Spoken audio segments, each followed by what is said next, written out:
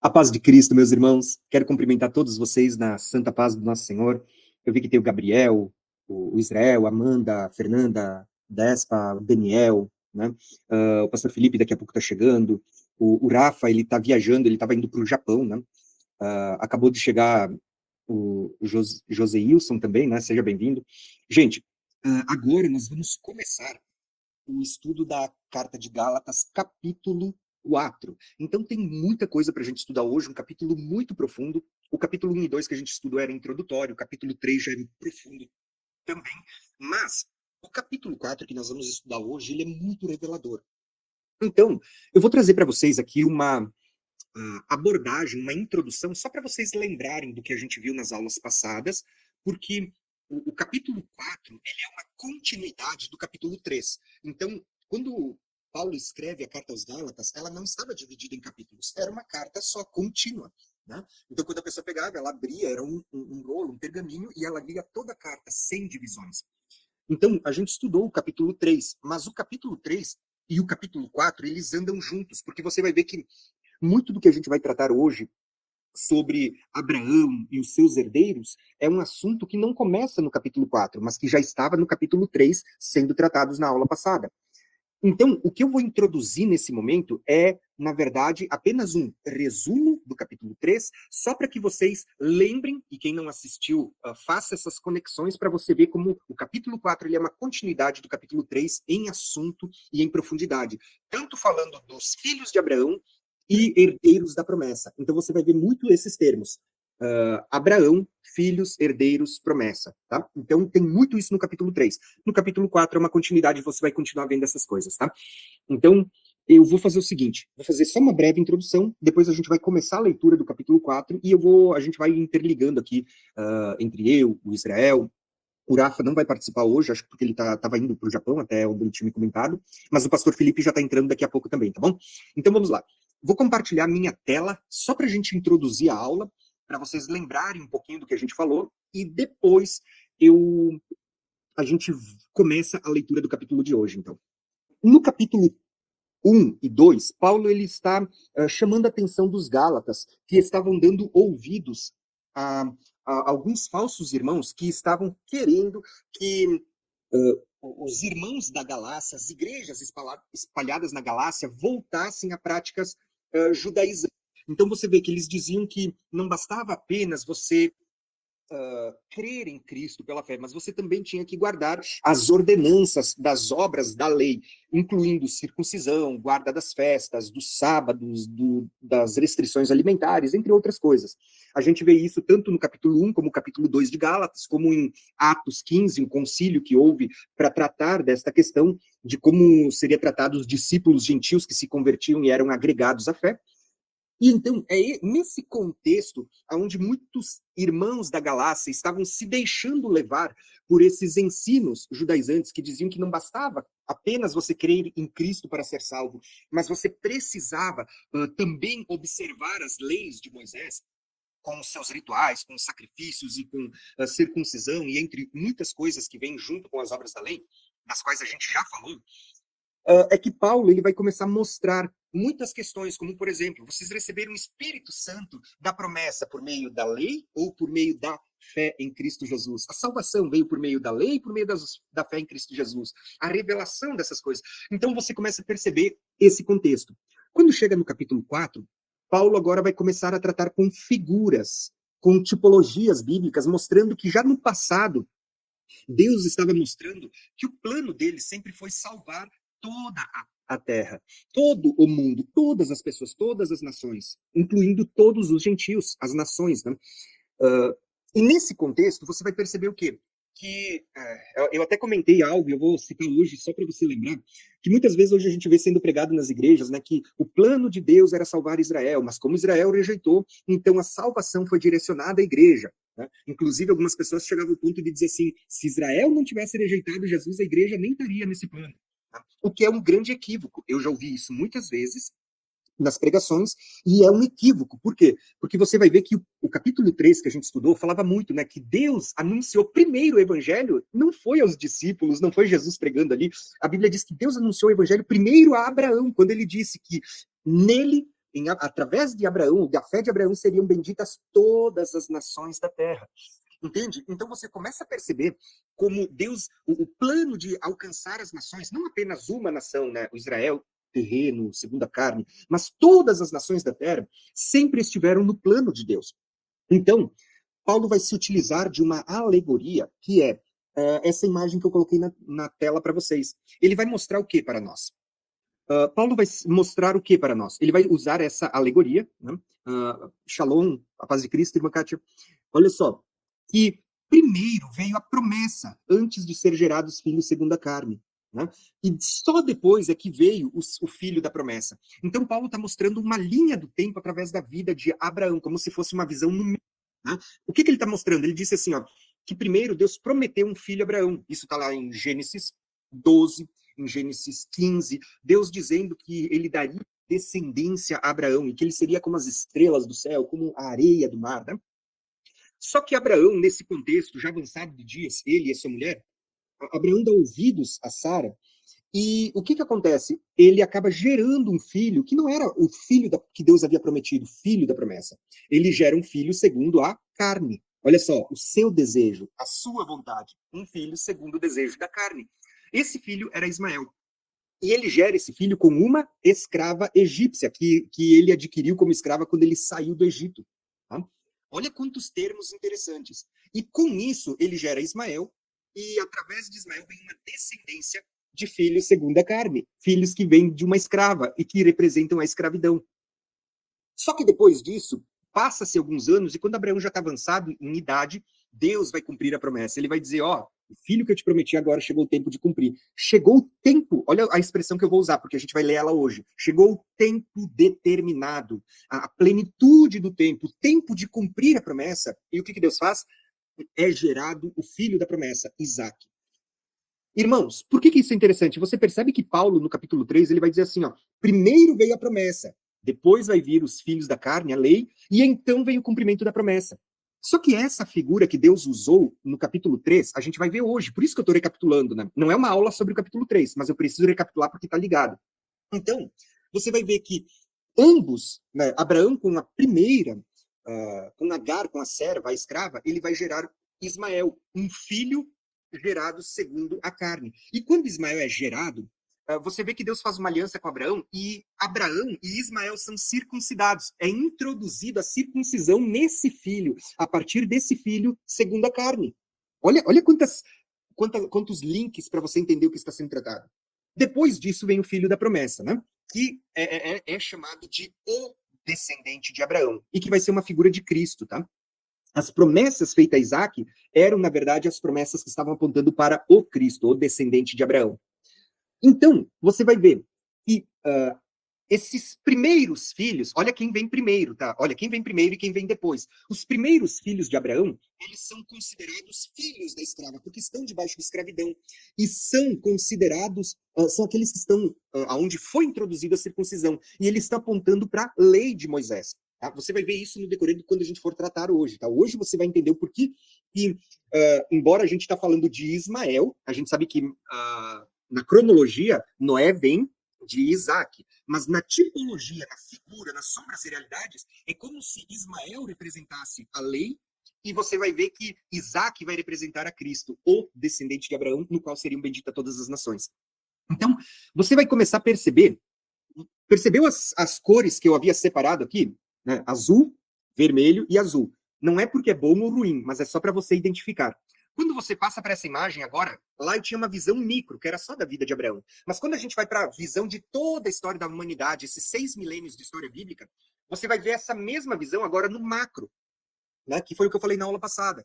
Você começa a perceber que você tem aqui Abraão, onde Deus faz promessas a Abraão, de um filho, só que por causa da dureza do coração do povo, quando Deus faz a primeira aliança, a lei vai parar em tábuas de pedra. E surge agora uma descendência segundo a carne, uma descendência que vai ser introduzida muitas leis, como eu já falei, como Israel falou nas aulas passadas também, que não eram leis boas, que não eram leis segundo a vontade de Deus, mas que foram sendo introduzidas por causa da dura serviço, por causa da carnalidade do homem.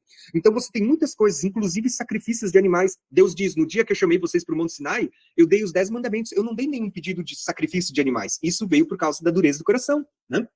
Então, você percebe que primeiro veio a promessa, aqui, ó, feita a Abraão, uma tarja azul, depois veio a lei, e depois você vai ver o cumprimento do descendente, que é Cristo. Né? E por meio do descendente, que é Cristo, você tem toda uma outra, todas as coisas que nós vamos tratar hoje. Né? Sinai apontando para os filhos da carne, e Sião apontando para os filhos da promessa. A lei indo parar em tábuas de pedra, aqui a lei indo parar na mente do coração. Aqui fala-se das obras da lei, aqui vai falar da fé em Cristo, ou da lei de Cristo atuando em nós segundo o Espírito Santo. Então você consegue perceber? E se a gente fosse ampliar mais essa visão, você vai ver que isso aqui ainda é uma figura do que aconteceu entre o primeiro Adão e o último Adão. Por quê? O primeiro Adão foi feito alma vivente, foi formado do pó da terra, se tornou carne, né, por causa da queda, por causa da desobediência, enquanto o último vai ser espírito vivificante. Então a gente poderia ampliar mais ainda essa visão, mas eu já falei disso na aula passada. Então você vai lá e assiste a aula passada, tá?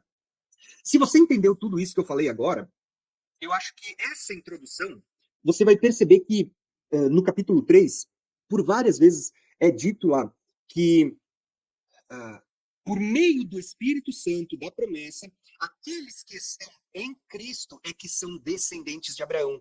E se vocês estão em Cristo, são descendentes de Abraão e herdeiros, olha, gravem essas palavras, descendentes de Abraão, por meio de Cristo e herdeiros das promessas. Perceberam?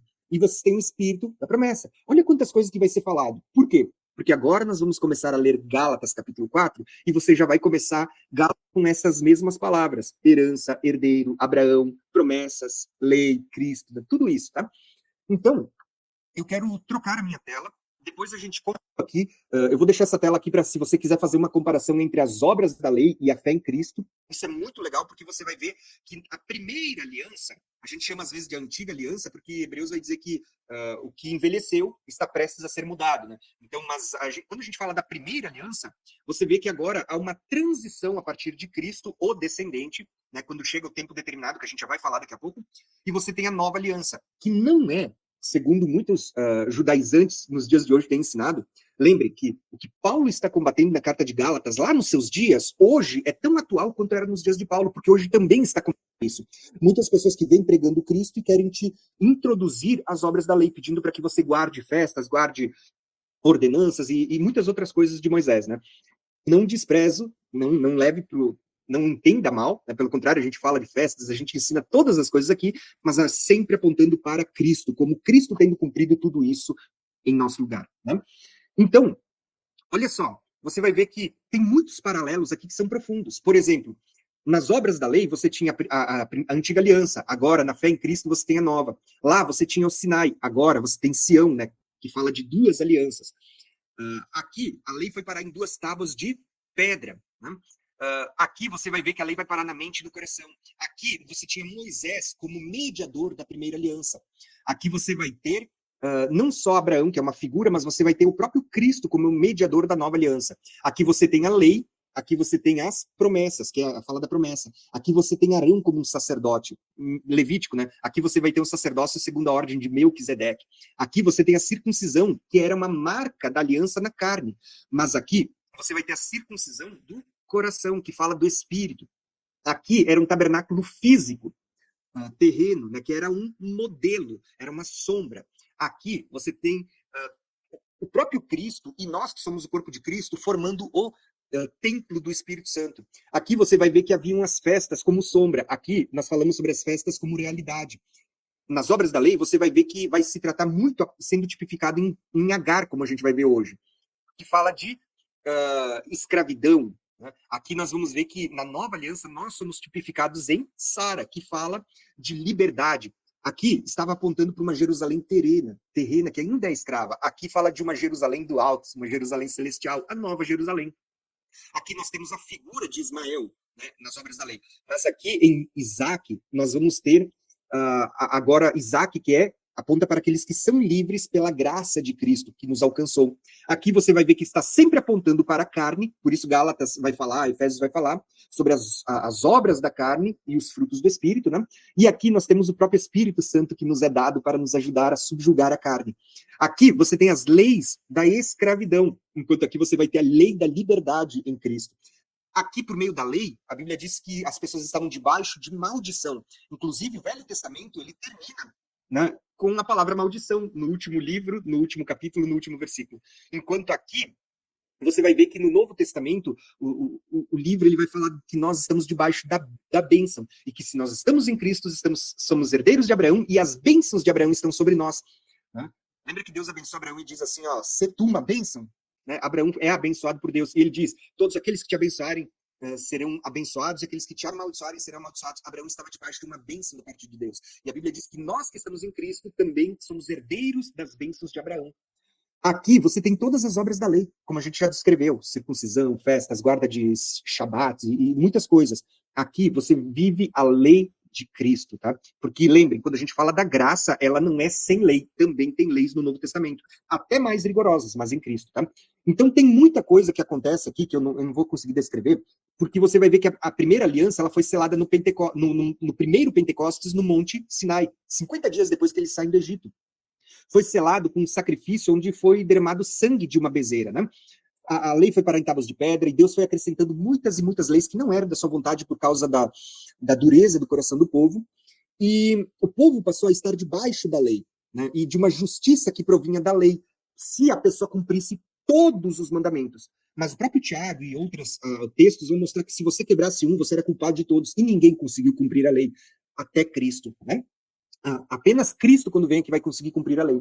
Então as pessoas se tornavam servos, escravos, né, debaixo das obras da lei. Mas aqui em Cristo nós temos um Pentecostes agora no Monte Sião.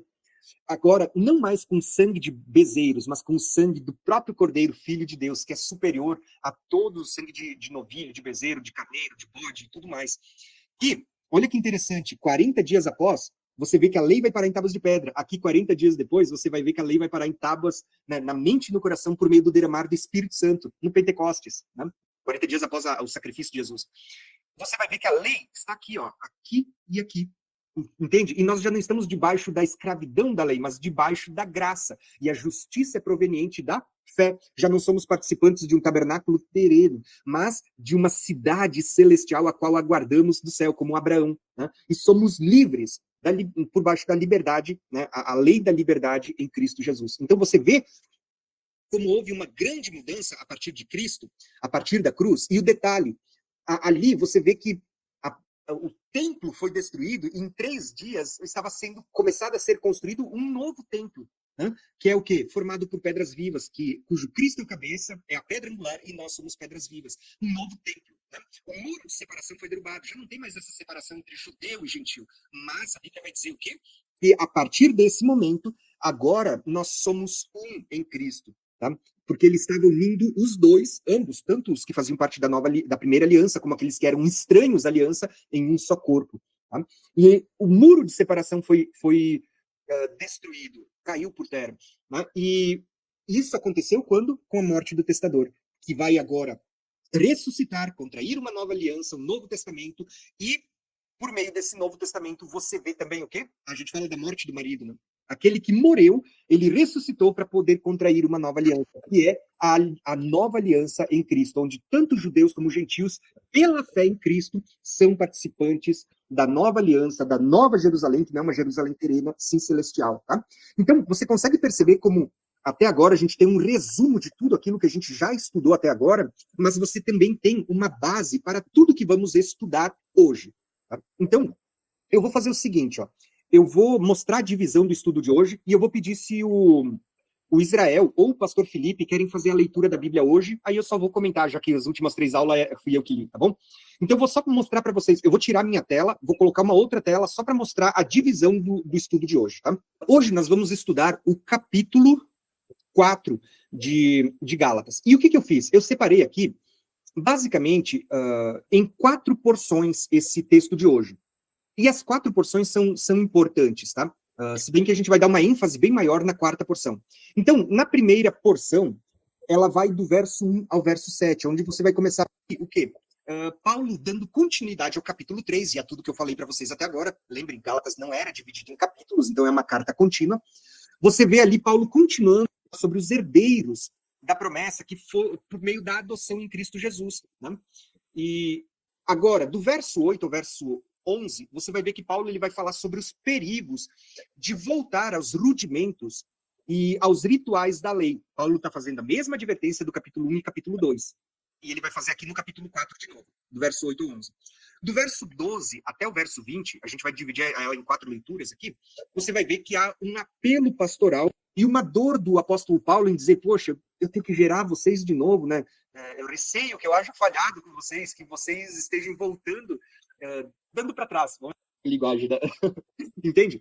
E quando chega no verso 21 ao verso 31, Paulo ele vai esmiuçar com muito mais profundidade tudo que eu introduzi para vocês até agora, que era ligado ao capítulo 3, mas que Paulo vai continuar tratando aqui no início e no final desse capítulo 4, falando sobre Abraão, sobre duas alianças, sobre as mulheres e sobre a condição espiritual de cada uma dessas alianças, tá bom? Então, basicamente, essa é a estrutura do estudo de hoje.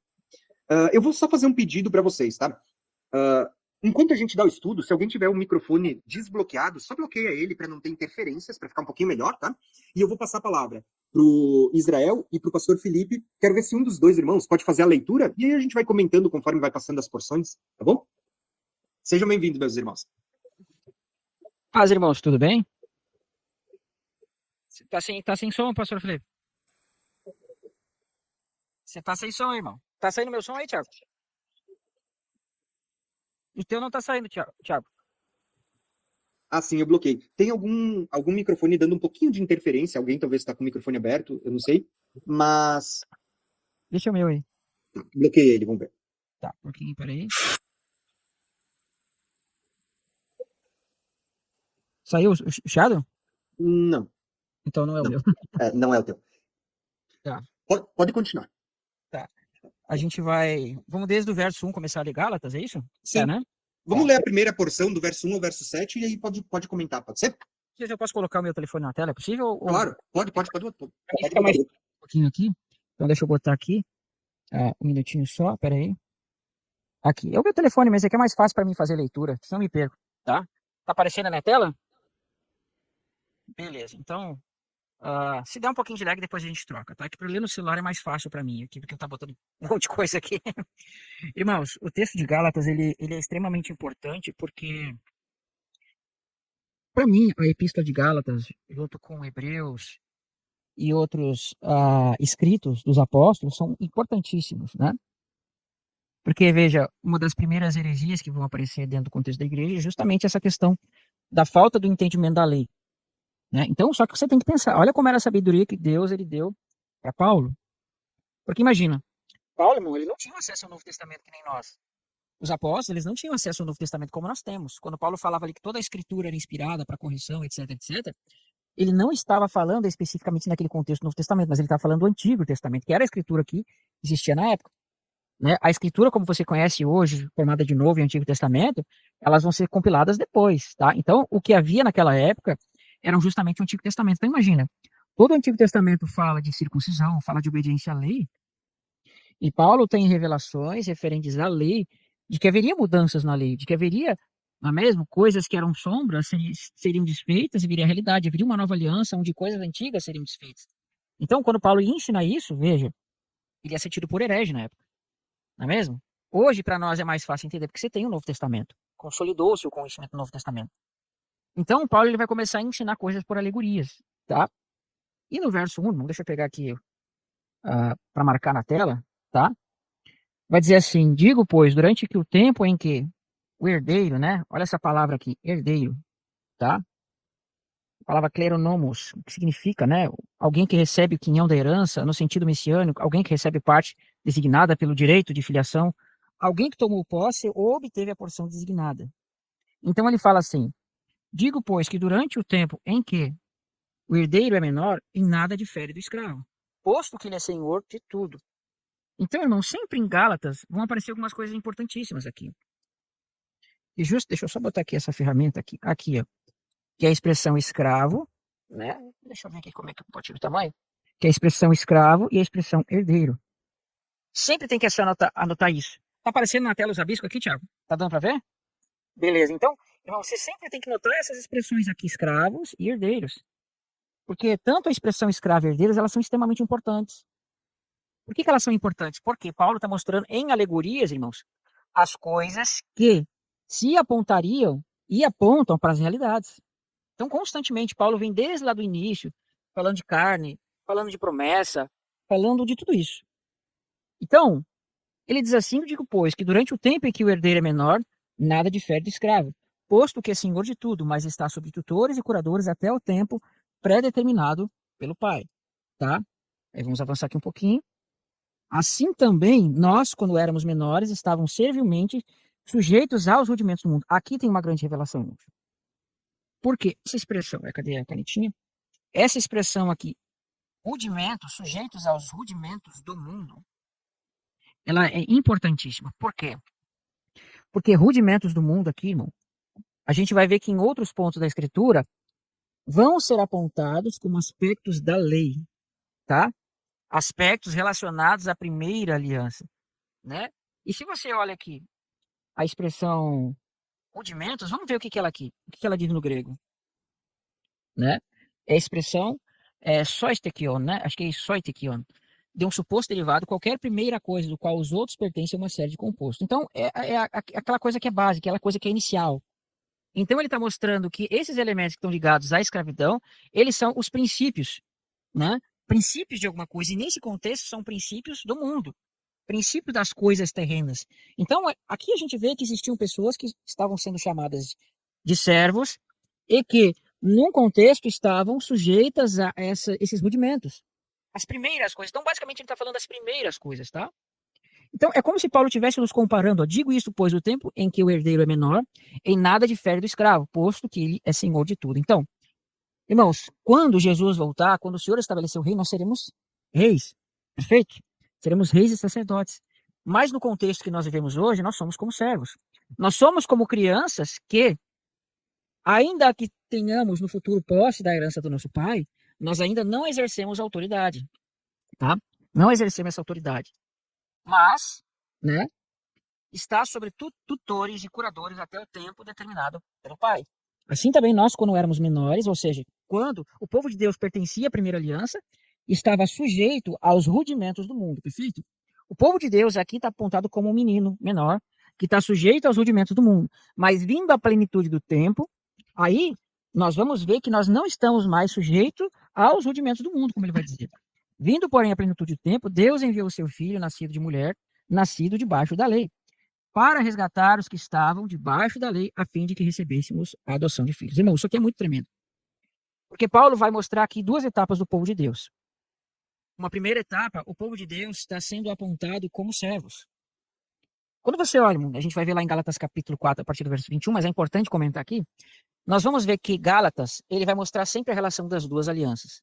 A gente já estudou aqui sobre Romanos e a gente falou um pouco sobre isso, mostrando que Romanos 8, 9, 10 e 11 trata ali de Ismael, de Isaac, etc, etc. É um contexto apontado para as duas alianças. Então vamos lá.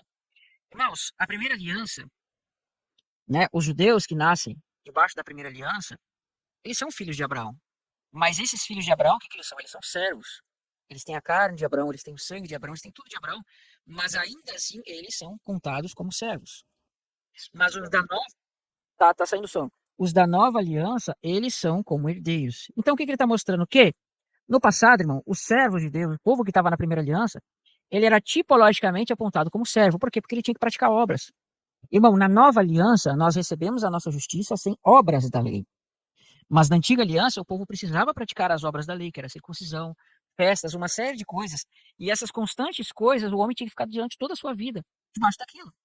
E isso o homem ia praticando, eram ciclos e mais ciclos, ciclos e mais ciclos. Então, essas eram as obras da lei.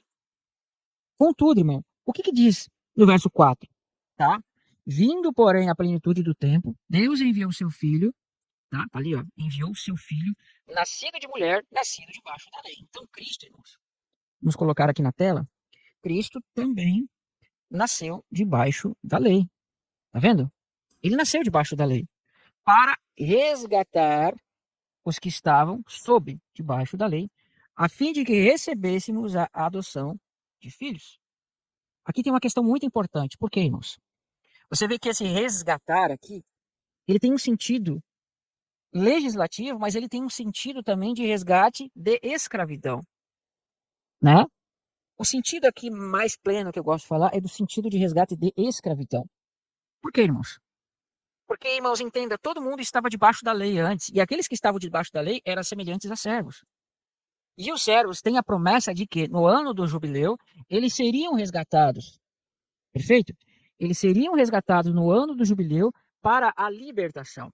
Então, quando Cristo ele morre, irmãos, se você ler Efésios, você lê outros pontos, em Romanos 7 diz assim: diga aos que conhecem a lei, porque a mulher está ligada ao marido enquanto ele vive. Mas vós, meus irmãos, morrestes relativamente ao corpo de Cristo, para pertenceres a outros, a saber, aquele que ressuscitou dentre os mortos. O que o texto está mostrando? Que a mulher, aqui, uma figura do povo de Deus, está debaixo do casamento com o marido enquanto ele vive. Mas morrendo o marido, o casamento está sendo desfeito. Então, o marido era Cristo na primeira aliança. Cristo morreu para desfazer a primeira aliança e ele ressuscita, tirando o povo debaixo daquela primeira aliança, e ele ressuscita para casar com a nova mulher. Então, esse é o resgate, para casar com a mesma mulher, perdão. Esse é o resgate, tá? Por isso que em Efésios vai dizer que os mandamentos em forma de ordenança, somando com Colossenses, que nos eram prejudiciais, constava, né, em ordenanças, etc., do qual era um muro de separação, ele foi encravado na cruz. Irmão, a primeira aliança ela é como se fosse um casamento. E quando o marido morre, o casamento é desfeito. E essa mulher pode casar com outro marido, mas esse marido é o mesmo que morreu e ressuscitou dentre os mortos para desfazer aquela primeira lei e estabelecer uma lei celestial. Por isso, então, irmãos, quando Cristo morreu, nós fomos tirados da lei da primeira aliança como, né, um jubileu tipológico. E aí ele vem e nos resgata disso, tá? Mas não só como esposa é apontado, porque diz assim também na continuidade do texto: para resgatar os que estavam sobre a lei, escravos, e escravos está apontando para Ismael. Perfeito? Ismael seria servo de Isaac, Esaú seria servo de Jacó, Cam seria servo de Sem. Percebe essa ligação de servidão? Então ele está apontando que essa relação de servidão, aqueles que estão na primeira aliança apontam para servir tipologicamente os da nova aliança, para que recebêssemos a adoção de filhos. E porque sois filhos, enviou Deus ao nosso coração o espírito do seu filho que clama Abba Pai. E aqui está o tremendo, irmão, da história. Né? Aí eu vou passar para o pastor Felipe. Essa parte aqui para mim. Ah, tá aqui. Eu não aprendi a usar esse negocinho aqui, ó. Ele diz assim: espírito do seu filho que clama Abba Pai. De sorte que já não é o quê? Escravo, porém filho. E sendo filho também herdeiros. Isso aqui é tremendo, irmãos. Por quê? Porque antigamente o povo da primeira aliança era tido como Ismael. Todos aqueles, irmãos, que morreram na primeira aliança, que andaram no Senhor, eles foram tidos no passado como Ismael, porque eles eram da carne. Mas quando Cristo morreu e ressuscitou, aqueles que estavam na primeira aliança, irmão, estão sendo resgatados da primeira aliança, e o povo que estava na primeira aliança, que ainda estava vivo, no contexto de Cristo, está sendo resgatado para sair de uma posição de Ismael e agora tornar-se Isaac. Percebe? Essa é a filiação. É você sair do estado de carne e transformar-se para o estado de espírito. Só que é interessante que você tem duas alegorias. A primeira alegoria é aqueles que estavam debaixo da lei. Eles são apontados como Ismael. Mas nós, irmãos, que não estávamos debaixo da lei, éramos apontados tipologicamente como Cam. Enquanto as nações são apontadas como Cam, porque de Cam vem várias nações, de Ismael está apontado aqueles que estavam da primeira aliança. Então, tanto aqueles que eram Cam, né, servos, e aqueles que eram Ismael, agora deixaram de ser Cam, Ismael, gentios e judeus da primeira aliança se tornaram um em Cristo. Todos se tornaram Isaac. Você percebe que tremendo isso? Por isso que depois ali, a gente pode ler daqui um pouco mais, vai mostrar aqui, vocês que antes eram servos de deuses, estão querendo voltar de novo aos rudimentos do mundo, festas, etc. Ou seja, nós que éramos como Cam, que adorávamos deuses, estamos deixando de ser Isaac para voltar para Ismael? É isso que ele vai estar dizendo ali, tá? Acho que deu para compreender, né, irmãos? Vocês querem fazer um complemento, irmãos? Israel, já que tu tá com a Bíblia aberta, volta lá no verso 2, eu só quero fazer um comentáriozinho com os irmãos. Verso 2? O verso 2. O resto eu não vou comentar, porque daí tu já comentou, tá tudo muito bom. Só quero trazer um acréscimo no verso 2. Claro, pode ir lá. Tá, olha o que diz ali, irmãos. Diz assim, ó, mas esta sob a tutores e curadores até o tempo pré-determinado pelo Pai. Né? A maioria das Bíblias traduz até o tempo determinado pelo Pai, para que o Filho se manifestasse e houvesse essa transição de alianças. Então, grava essa expressão, até o tempo determinado, ali no verso 2. No verso 4 vai aparecer de novo a palavra plenitude dos tempos. Verso 2 e verso 4, né? Tá? Uhum. Então, olha que interessante. Qual é a palavra do verso 2? tempo determinado. Aonde que isso vai aparecer? Israel, posso botar uma imagem minha? Pode botar aí, pode botar. Tá. Uhum. Quando você olha para os dias da criação, você tem lá nos dias da criação a seguinte colocação. Eu vou pegar uma seta aqui, só para poder mostrar para vocês. Nos dias da criação, você tem, no primeiro dia, Deus fazendo separação entre luz e trevas. No segundo dia, você tem Deus fazendo a separação entre as águas de baixo e as águas de cima. No terceiro dia da criação, Deus vai fazer surgir uma porção de terra seca no meio das águas e vai criar as árvores frutíferas que dão sementes e tudo mais. No quarto dia da criação, Deus vai fazer o sol, a lua e as estrelas, né, os luzeiros, para marcar os tempos e estações, ou os moedes de Deus. E a palavra que aparece aqui para moedes é tempos determinados. É a primeira vez onde você vai ver na Bíblia falando dos tempos determinados de Deus. Depois disso, você tem os peixes surgindo, os peixes do mar, as aves do céu. Depois, no sexto dia, você tem os animais terrestres e a criação do homem e da mulher e a multiplicação. E o sétimo dia, a Bíblia vai falar sobre o dia que Deus finalizou a sua obra, descansou, né? Descansou, abençoou e santificou este dia. Bom, por que isso é importante? Porque quando você olha para as Escrituras, a gente já fala muito sobre isso nos nossos vídeos, você vai perceber que há uma transição exatamente entre o quarto, aqui, ó, do ano zero até aqui, você tem o primeiro milênio. Do primeiro até o segundo, você tem mais 1000 anos e assim sucessivamente. Só que quando chega aqui do terceiro para o quarto, se completa o quarto milênio, e quando você vai ter a transição aqui, isso é chamado de os tempos determinados, que apareceram ali em Gênesis 1, no quarto dia da criação. Então, olha que interessante essa expressão. Por quê? Da mesma forma, Moisés vai escrever nos Salmos 90, Pedro vai pegar essa passagem e vai falar que para Deus um dia é como 1000 anos. Então, os 7 dias da criação, eles estavam apontando para 7 milênios da humanidade. E você vê que, quando a gente estuda as festas, a gente sempre ensina na Páscoa, ali, quando a gente estuda as festas, que o cordeiro era separado por quantos dias? Aqui, ó, 4 dias. Né? E ele era sacrificado no final do quarto dia, na virada do quarto para o quinto dia, para ser comido, né, no quinto dia. Né? Você percebe que a Bíblia vai falar que Cristo é o cordeiro que foi morto desde a fundação do mundo? Que Cristo, se você parar para olhar, ele é esse cordeiro que foi separado desde o princípio, desde a queda, por 4 milênios, e na virada do quarto para o quinto milênio, assim como o cordeiro era morto na virada do quarto para o quinto dia, do dia 10 ao dia 14, dia 15 ali, Cristo, ele vai ser sacrificado como um cordeiro de Deus que vai tirar o pecado do mundo. E aí você tem o quê? A Bíblia dizendo, né, que é isso que está lá em Gênesis capítulo 1, falando do sol, a lua e as estrelas no quarto milênio para marcar os tempos determinados de Deus, mostrando uma troca de alianças, porque você tem a lua como se fosse uma representação da primeira aliança, onde todo o calendário festivo era regido com base lunar, e você tem a nova aliança apontada em Cristo, agora o sol da justiça, né? E você tem aqui uma transição de alianças, a partir do quê? Da vinda de Cristo, da morte do Cordeiro e da ressurreição de Cristo, né? Então, você percebe aqui a transição dos tempos determinados, quando Paulo cita ali no verso 2, dizendo assim, ó, que vindo, né, cumprindo-se o tempo determinado, gente, a revelação está lá em Gênesis 1. Qual que era o tempo determinado? O quarto dia, que a virada do quarto para o quinto dia você tinha o tempo determinado, que Deus veio anunciando pelas mais diversas figuras, quer seja na criação, quer seja no ciclo das festas, nos sacrifícios, em tudo Deus veio revelando os tempos determinados. E agora Paulo, debaixo da inspiração do Espírito Santo e conhecedor das revelações da presença, ele vai trazer a revelação plena. Não mais a sombra, mas as revelações da realidade. E você vê Cristo vindo na plenitude dos tempos. Quando ele vem na plenitude dos tempos, o que ele vai fazer? Ele morre. Quando ele morre e ressuscita, o Israel explicou, morre o marido, e ele ressuscita e ele vai contrair uma nova aliança com o mesmo povo, mas agora também as nações, os gentios nessa aliança. E já não estamos mais debaixo das obras da lei, mas você vê que Cristo veio sobre ele é nascido debaixo da lei, cumpriu a lei, e agora se instala a lei de Cristo, um novo sacerdócio e tudo mais, que a gente vê daqui para frente. Por isso que nós agora não estamos mais debaixo da lei, não se faz mais sacrifício, mas estamos debaixo da lei de Cristo, né? Então, basicamente é isso. Eu queria usar essa expressão do tempos determinado, que aparece em Gálatas, verso 2, para mostrar que Cristo no tempo determinado, e que o tempo determinado já estava sendo revelado lá na criação e também nas festas. Tá? Então esse é só um detalhe. Eu vou trazer um acréscimo, já que eu entrei aqui, depois eu passo de volta. Eu não vou comentar os outros versículos, porque Israel já expôs muito bem. Tá? Mas já que eu abri esse PDF, eu vou mostrar outra coisa para vocês. Olha que legal, vendo essa mesma revelação por outra perspectiva. Você percebe que quando a gente fala das festas, né, dos tempos determinados, você tem um castiçal, um candelabro, a gente sempre usa essa figura, e ele tem 7 hastes. Você percebe que aqui você tem as primeiras 4, igual quando a gente fala das festas, as primeiras 4 de Páscoa, Asmos, Primícias e Pentecostes, e Cristo vence ela a nova aliança, e depois você tem as últimas 3. Só que tem uma revelação que eu já compartilhei em outros vídeos, Israel com certeza conhece, né?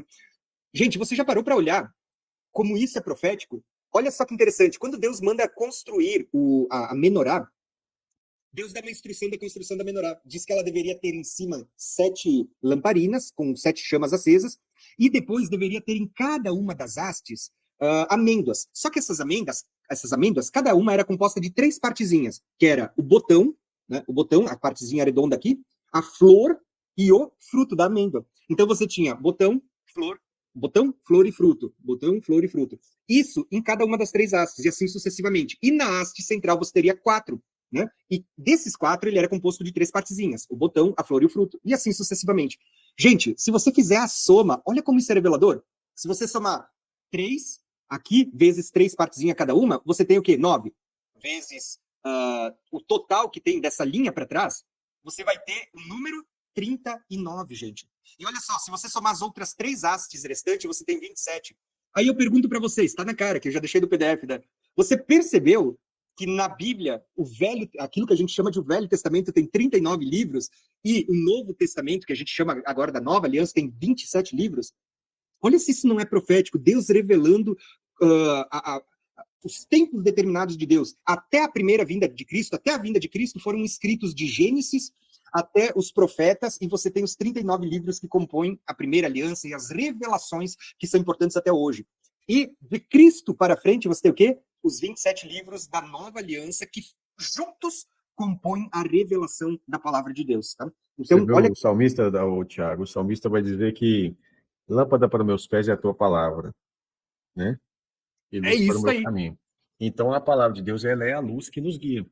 Então, você vê que esse cálculo, né? Alguns vão falar assim, é mera coincidência. É muita coincidência, né? É uma coincidência.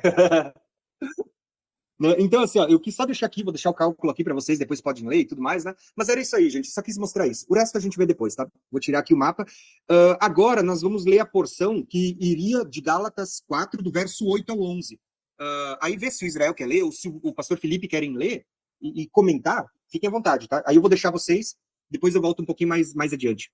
Ô, Thiago, você quer fazer um comentário? Eu queria fazer um comentário que aparece lá em Gênesis. Você falou do tempo determinado da vinda de Cristo, né? Tem muita coisa para falar. Dá para fazer? Pode fazer. Eu só quis comentar sobre o tempos determinado, porque eu não queria comentar todo o resto, porque já tá bom aqui. Pode falar. Você vai falar sobre Gênesis? Eu posso fazer um comentário? Não, pode fazer. Depois a gente voltando em Gálatas, eu queria só frisar um detalhe lá. Claro. Não, sim, é só para complementar, porque a gente está falando de tempos determinados, né? Na verdade, para a gente entender algumas coisas aqui interessantes. Irmãos, o Tiago ali, ele mostrou uma questão interessante dos dias, né, da criação, onde apontava a vinda de Cristo. Eu vou fazer um comentário aqui, depois eu vou fazer um comentário lá de Corinto, tá? Para vocês entenderem. Olha que interessante, irmão. O Gênesis é um livro muito interessante, porque ele mostra diversas alegorias com Cristo e tudo mais, né? E José, irmão, para mim, ele é uma das maiores tipologias de Cristo, né? Por quê? Você vai ver que José, ele era filho, não é mesmo? De Jacó, e sendo ele filho de Jacó, ele tinha os seus irmãos ali, e os seus irmãos vão trair ele, né? Ele maltratar o seu irmão. Então veja, é uma relação de Cristo sendo traído. E aí nós vamos ver que justamente um dos ali que vai cooperar mais e que vai colocar e vai vender por 20 moedas de prata seu irmão era Judá. E o termo Judá é o mesmo nome para Judas. Depois você olha lá, Judá e Judas é o mesmo nome. E aí veja, quando José ele é colocado no poço, você está vendo uma figura de Cristo morrendo. Quando ele é tirado do poço, você está vendo uma figura de Cristo ressuscitando. Aí veja agora, José vai ser levado para o Egito, assim como Cristo foi levado para as nações e vai reinar no Egito, assim como Cristo reina nas nações. E ele vai se assentar à destra de Faraó, mais ou menos, tipologicamente, como Cristo se assentou à destra de Deus. Eu estava vendo ali o que o Messias faria, né? Aí o mais tremendo, irmão, é que os profetas vai dizer que Efraim é o primogênito de Deus. Vai dizer que Israel é o primogênito de Deus. E vai dizer que Cristo é o primogênito de Deus. Ou seja, não pode ter 3 primogênitos. Primogênito é um. Por quê? Porque Israel, Efraim e Cristo está falando do mesmo personagem, está falando da mesma pessoa. Aí é muito interessante. Jesus, ele era filho, né? Aí, vamos dizer assim, tipologicamente, por adoção, ele era filho de José. Isso está lá em Mateus. Mateus, né? Ele era filho de José, e José, ele era filho de Jacó. Você percebe que Deus está fazendo uma ligação de Jacó, onde vai ter José, e aí vai nascer o quê? Jesus. Aqui você tem uma revelação tremenda também, irmão, porque o nome dos três começa com Yod. Yosef, Yaakov, Yeshua, né? Quando você vai, irmão, para as traduções aramaicas, isso aqui daí a gente entra mais no campo da Trindade, né? Quando você entra nas traduções aramaicas, que eram os Targums, né? Eu estou montando um módulo aqui sobre isso, irmão, aqui na comunidade. A gente vê que os antigos eles utilizavam os 3 iodes para tratar da tríplice manifestação de Deus, né? Quando você lia agora nas versões hebraicas e você lá vê o nome Yud He Vav He, nas versões aramaicas eles repetiam por 3 vezes e pronunciavam, né? Yahweh, Yahweh, Yahweh. Você vê ali os 3 iodes e aí você vê Jacó, que é pai de José e que consequentemente vai ser pai de Jesus. Então é uma ligação para mostrar isso, tá? Então quando você vê que Jesus ele é filho de José, é uma ligação para ele ser Efraim. E agora, olha que interessante aqui, moço. Entendendo isso, olha o que Deus vai falar aqui em Gênesis. Presta atenção. Vai mostrar aqui a vinda de Jesus, tá? A primeira vinda dele. Judá, os teus irmãos te louvarão, e a tua mão estará sobre a serviço dos teus inimigos. E a gente está falando lá de servos herdeiros, né? Os filhos de teu pai se inclinarão a ti. Só que aqui, irmão, quando ele fala dos filhos do teu pai se inclinarão a ti, ele está falando, irmão, daqueles que seriam servos, tá? A gente vê lá que em Gálatas fala de servos herdeiros. Judá é o leãozinho e da presa subsiste o filho meu. Encurva-se, deita como leão e como leoa. Quem o despertará? Aí aqui vem a revelação da manifestação, a primeira manifestação de Cristo. O cetro não se afastará de Judá, nem o bastão dentre seus pés, até que venha Siló, e ele obedecerão os povos. Irmão, olha que tremendo. O reino sempre teve em Judá. Sempre teve de alguma forma em Judá. Mas quando Herodes tomou o poder, veja, o reino saiu dos judeus. E ele foi colocado na mão dos gentios. E aqui você vê, o cetro não se arredará de Judá, nem o bastão de entre os seus pés, até que venha Shiló. Shiló é o enviado, e a ele obedecerão os povos. Ele amarrará o seu jumentinho e a vide, e o filho da jumenta e a videira mais excelente lavará suas vestes. Aqui você vê uma profecia para a primeira vinda de Cristo, mostrando que quando o cetro saísse de Judá, então se manifestaria. Judá aqui, não é necessariamente falando da tribo de Judá, mas é da casa de Judá. Perfeito? O cetro saiu da casa de Judá e foi para a mão de Herodes. Então, aqui você vê que esse seria o tempo e o sinal predeterminado pelo Pai. Agora, quando você vai para Gênesis capítulo 1, irmão, Gênesis capítulo 1, vamos botar aqui no hebraico? Deixa eu achar aqui a versão hebraica para você entender. Né? Vamos pegar essa aqui, eu acho que tem no Antigo Testamento. Olha só. Você vê aqui, quer ver que tremendo, irmãos? A primeira palavra que você vai ver aqui é a palavra Bereshit, tá vendo? Bereshit, Bará, Elohim, Et, Hashemai, Ve'et, Haaretz. É difícil de digitar aqui, de escrever, tá? Se você pegar aqui, irmão, olha só como Deus ele já estava mostrando o tempo em que o filho viria. Se você pegar, irmão, cada palavra dessas aqui vai representar um dia da criação. Você tem a primeira palavra que é Bereshit. E essa palavra Bereshit, irmão, ela é formada da palavra aqui, ó, da letra. A primeira letra é a palavra o Beit e o Reish, no qual forma Bar, forma filho. E a palavra Bar, irmão, significa filho, mas a palavra Ereshit, que está aqui dentro, forma cabeça. E se você pega a raiz dessa palavra que é Rosh, forma princípio, ou cabeça, perdão. Ereshit é princípio e Rosh é cabeça. Paulo vai dizer que Cristo ele é o princípio da criação de Deus e a cabeça da igreja. Está aqui nessa palavra. E Bar significa filho. E a próxima palavra é Bará. Essa palavra, irmão, ela está sempre associada a Deus. Quando Deus cria alguma coisa, e você vê que ela vai ser formada do Bem, do Beit, do Reish e do Aleph. Sabe que palavras se formam? Beit, você forma Ben, filho. Reish, você forma Aruach. E Aleph, você forma Av. Pai, Filho e Espírito Santo estão dentro dessa palavra. Sempre está remetendo a trindade dentro disso daqui. Elohim. Tá vendo? Só que não era sobre isso que eu queria falar, só um parênteses, tá? Você vai ver que a primeira palavra vai representar o primeiro dia. A segunda palavra, que é essa daqui, ela vai representar o segundo dia. A terceira palavra, irmão, vai apresentar o terceiro dia, mas a quarta palavra é o Et, o Aleph e o Tav. Jesus ele vai dizer lá em Apocalipse, eu sou o Alfa, eu sou o Ômega, isso é no grego. Mas quando você passa para o hebraico, ele diria, eu sou o Aleph, eu sou o Tav. Percebe que esse Et aqui, irmão, né, Et, ela é justamente uma palavra que fala da primeira e da última letra do idioma hebraico. E sabe como é que essa palavra fica no hebraico arcaico? Fica exatamente uma cabeça de boi e uma cruz. porque o Tav, irmão, nas línguas antigas, nos caracteres mais antigos do hebraico, era justamente uma cruz. Então você viu uma cabeça de boi e uma cruz. E essa cabeça de boi, ou seja, cabeça, poder, na cruz se manifestou no dia 4º. Aí você vê Hashemai, ou seja, subiu aos céus, né? E vê Et, olha o Tav aqui de novo, dia 6º, voltou o Et, né? O Et aparece no 4º dia, sobe ao céu e volta no 6º dia que está aqui, irmãos. Olha só. Está aqui o 6º dia para estabelecer o reino sobre a terra. Ó. O primeiro Et está associado com Shammai, céu, e o Ve-Et, ou seja, volta para a terra, Pares. Então Deus já estava mostrando aqui em Gênesis 1, irmão, o tempo predeterminado de que Cristo viria no 4º dia. Perfeito? Aí, só para mim complementar, vou deixar o pastor Felipe falar. Não vou nem ler o texto, eu vou citar de cabeça. Você vê que no 4º dia foi feita a transição do sol, ou melhor, da lua, para o sol. Foi tarde, foi manhã do 4º dia. A luz foi separada no 1º dia, mas o sol e a lua foram criadas no 4º dia. Então você vê que vem a transição do sol, ou melhor, da lua para o sol. Você vai para Apocalipse 12, você vê uma mulher com a lua debaixo dos seus pés, com uma coroa de sol. Lembra que eu falei de José? José teve um sonho. Ele teve um sonho daquela coroa com 12 estrelas. É o mesmo que a mulher está tendo lá. E nesse sonho, irmão, nós vemos que ela está com a lua debaixo dos seus pés. Aí Paulo vai em 2 Coríntios capítulo 13, ele vai dizer assim: irmãos, nós não precisamos de carta de recomendação, pois vós sois a nossa carta de recomendação, né? Aí ele vai dizer assim, nesse mesmo contexto, pois somos como ministros de uma nova aliança, não escrita com tinta, em tábuas de pedra, mas nos corações, né? Como cartas de Cristo. Aí ele vai dizer assim, pois, se a primeira aliança, o ministério da morte, teve sua glória, quanto mais o ministério da nova aliança, né, com a atual sobreexcelente glória, ele está mostrando o sol e a lua, irmão. A primeira aliança, ela teve sua glória, como a lua.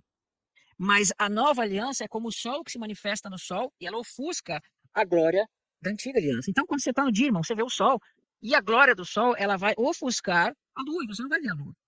Tá? Então, isso, irmão, estava apontando no 4º dia. Então, só aqui, irmão, é a revelação daquilo que está sendo dito lá, no tempo predeterminado pelo Pai. Tá bom, irmãos?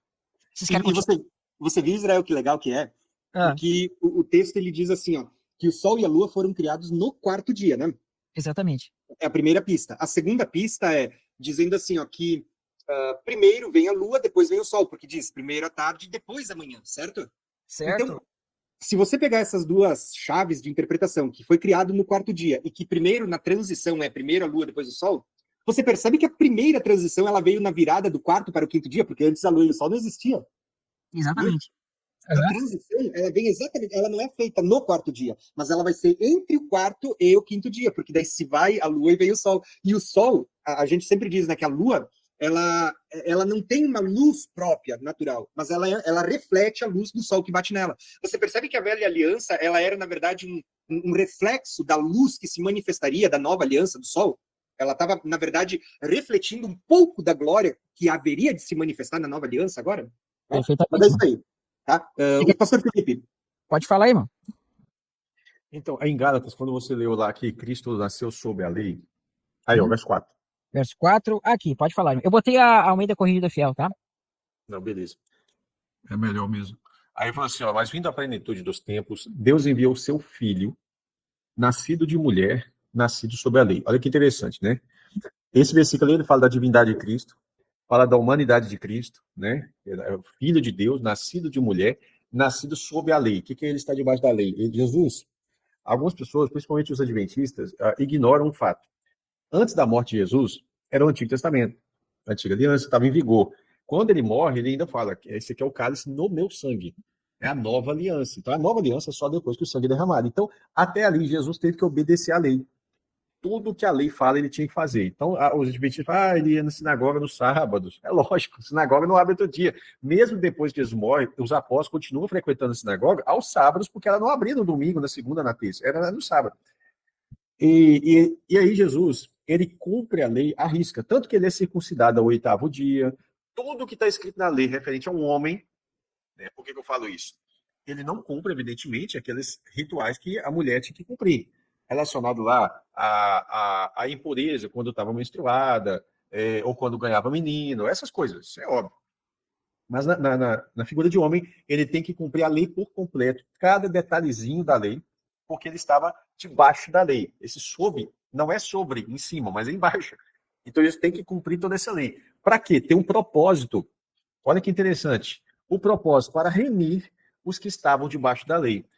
Então, todo o procedimento, quando você começa a entender por que o verbo se fez carne, isso é muito profundo, porque ele se fez carne por diversos motivos. Se é um homem que perdeu o poderio lá no Jardim do Éden, é um homem que tem que resgatar esse poder. Se é um homem que estava debaixo da lei e não estava dando conta de cumprir toda a lei, Jesus vem como homem, cumpre toda a lei para que ele tenha autoridade como homem de remir os que estão debaixo da lei. Aí, pelo sacrifício de si mesmo, tá? A fim de, propósito, recebermos a adoção de filhos. Então ele vem para buscar os seus irmãos. E, ao mesmo tempo, somos chamados tanto de irmãos de Jesus como filhos, né? É em Hebreus ou Israel? Hebreus, vejam aqui os filhos que Deus me deu. Hebreus. E aí, ele vem nos comprar para sermos parte da família de Deus.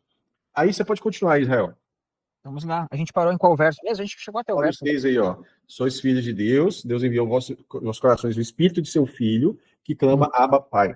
Assim já não és mais servo, mais filho, e se és filhos também é herdeiro de Deus por Cristo. Então, por meio de Cristo somos herdeiros. Pode continuar aí. Você explicou essa questão da herança, dos escravos. Pode passar aí, dos deuses. Eu cheguei a comentar isso, mas eu vou ler por cima, tá? Não, agora a segunda porção seria do verso 8 ao verso 11 agora. Mas você já leu isso, não? Eu li de cabeça, desculpa. Eu não li. Então vai lá. Mas quando não conheceis a Deus, servia aos que por natureza são deuses, tá? Então, o que ele está mostrando? Irmãos, antes da nossa conversão, nós éramos servos de deuses, perfeito? Nós éramos como Cam, que eu falei lá atrás, que servíamos a deuses, nações, Cam, etc., Egito, que servia a deuses. Mas agora, conhecendo a Deus, ou antes sendo conhecidos por Deus, como tornai-vos outra vez aos rudimentos fracos e pobres, aos quais de novo quereis servir? Guardais dias, meses, tempos e anos, receio de vós que não haja trabalhado em vão para convosco. Tá? O que ele está dizendo aqui, irmão? Só para resumir bem aqui, é que nós, antes da nossa conversão, nós éramos servos de deuses, perfeito? Nós servíamos a Deus, praticávamos coisas relacionadas a deuses. E isso está apontado em Egito, egípcio, mundo. E é de Cam que vem os egípcios. Então, Cam representa isso. Representa a nossa posição na antiga aliança, ou melhor, representa a nossa posição antes da cruz, né? Porque nós não tínhamos lei. Então, os camitas representam aqueles que não têm lei. Ismaelitas representam aqueles que tinham lei da servidão. Então, ele está dizendo que nós que antes servíamos aos deuses, deixamos de ser escravos, nos tornando Isaac, mas nós estamos agora deixando de ser Isaac e voltando a ser Ismael.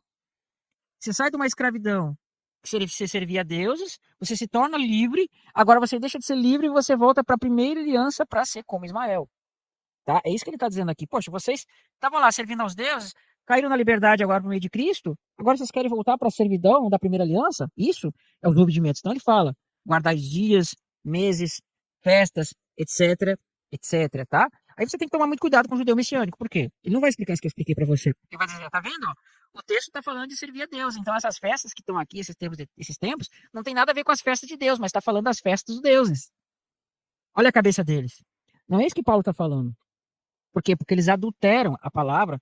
Por isso que você tem que entender essa relação dos dois. De Cam você vira Isaac, e de Isaac você se torna Ismael. Tá? Ismael é aqueles que estavam na primeira aliança, que agora vira Isaac. E Cam é aqueles que estavam sem aliança e se tornam Isaac. Tanto Cam quanto Isaac se tornam agora, Cam quanto Ismael se tornam Isaac para serem comparados a filhos da promessa. Amém? Deu para compreender isso, irmãos? Então vamos avançar. Né? O verso 11 a gente leu, acho que lemos, né? Receio de vós que não haja trabalhado em vão para convosco. Irmãos, rogo, pois que sejais como eu também, porque também eu sou como vós, nenhum mal me fizeste. E vos saber que primeiro vos anunciei o evangelho, está na enfermidade na carne. Que enfermidade é essa? Eu acho que está nos versos aqui. Não rejeitaste, nem desprezaste, isso que era uma tentação na minha carne. Antes me recebeste como um anjo de Deus. Eles estavam vendo o próprio Cristo, o mensageiro de Deus em Paulo. Né?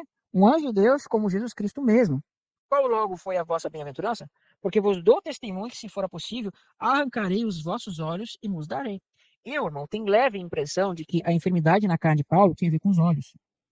Porque ele fala assim, né? Eu preguei a vós como a enfermidade na carne. Isso foi uma tentação para vocês, mas eu dou testemunho para vocês de que, se possível for, vocês me dariam os próprios olhos. Por que ele fala isso?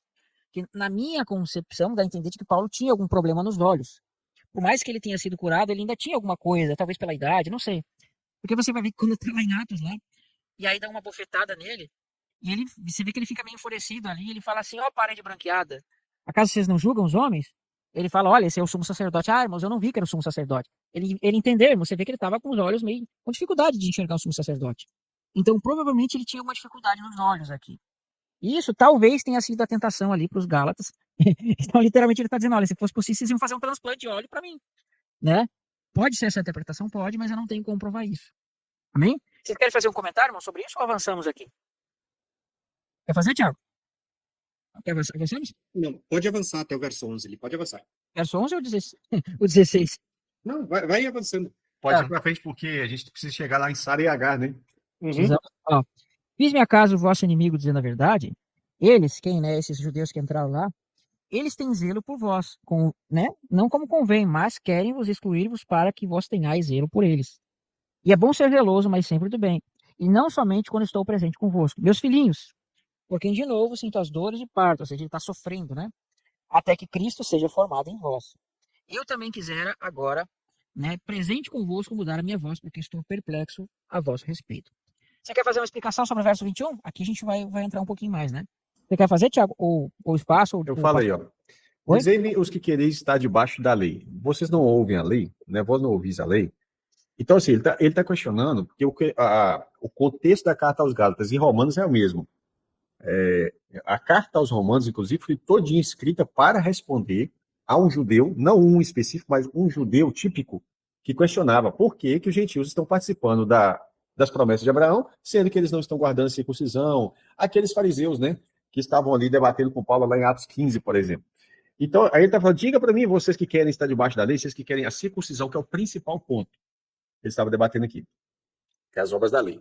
Vocês não ouvem a lei? Está escrito que Abraão, aí ele vai para a lei, no contexto aqui agora da Torá, do Pentateuco, os livros de Moisés. Porque está escrito, na Gênesis, que Abraão teve 2 filhos, um da escrava e outro da livre.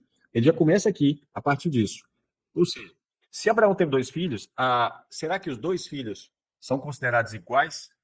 Não. Ele teve um filho da escrava e um da livre. A livre é Sara, né? Todavia, apesar disso, o que era da escrava, o que era filho de Agar, nasceu segundo a carne. Se você pegar a Bíblia da tradução do David Stern, que é a Bíblia judaica, não vai estar da carne, ele não aceita falar que é da carne. Está sem áudio, Israel. Opa, eu tenho umas traduções semelhantes aqui, se quiser a gente pode botar depois só para mostrar essa questão para os irmãos, tá? E aí ele fala, mas o que era da livre, que é de Sara, por promessa, porque Deus tinha prometido a Sara, olha, Sara terá um filho, né, dentro desse mesmo tempo, então no ano que vem a gente vai voltar, ela vai ter um filho, e ele que é o filho da promessa, alguma coisa assim. Não é no ano que vem, não, estou confundindo com a promessa de Elias lá. Mas aí, ele é o filho da promessa. Só que aí no meio tempo, o que eles fazem? Eles tentam dar um jeitinho e tal, né? O que se entende por alegoria. Ele não está dizendo que a história de Abraão, Sara e Agar era uma alegoria que não existiu. Tipo assim, alguns tentam dizer que Adão e Eva era alegoria. A própria Bíblia mostra que não, e que ele era uma história real, literal, e que de um só Deus fez toda a humanidade, né? E que por causa do pecado de um, todo mundo foi afetado, o pecado entra no mundo, etc. Então a Bíblia deixa isso bem claro. Agora, Paulo está dizendo que essa história está registrada por causa de uma alegoria importante. Aí ele fala que essas duas mulheres são 2 alianças. Uma do Monte Sinai, que é aquela aliança, a velha aliança que Deus fez lá com Moisés, o povo de Israel que saiu do Egito, gerando filhos para servidão, que é Agar, a egípcia. E aí você já associa Egito, escravidão, que o povo de Israel estava lá, né, Monte Sinai. Ora, essa é Agar. Essa Agar é Sinai, um monte na Arábia. Lembrando que hoje você pega o mapa, o monte, a Península Arábica, a Península lá do Sinai não está na Arábia. Ela está na Península do Egito.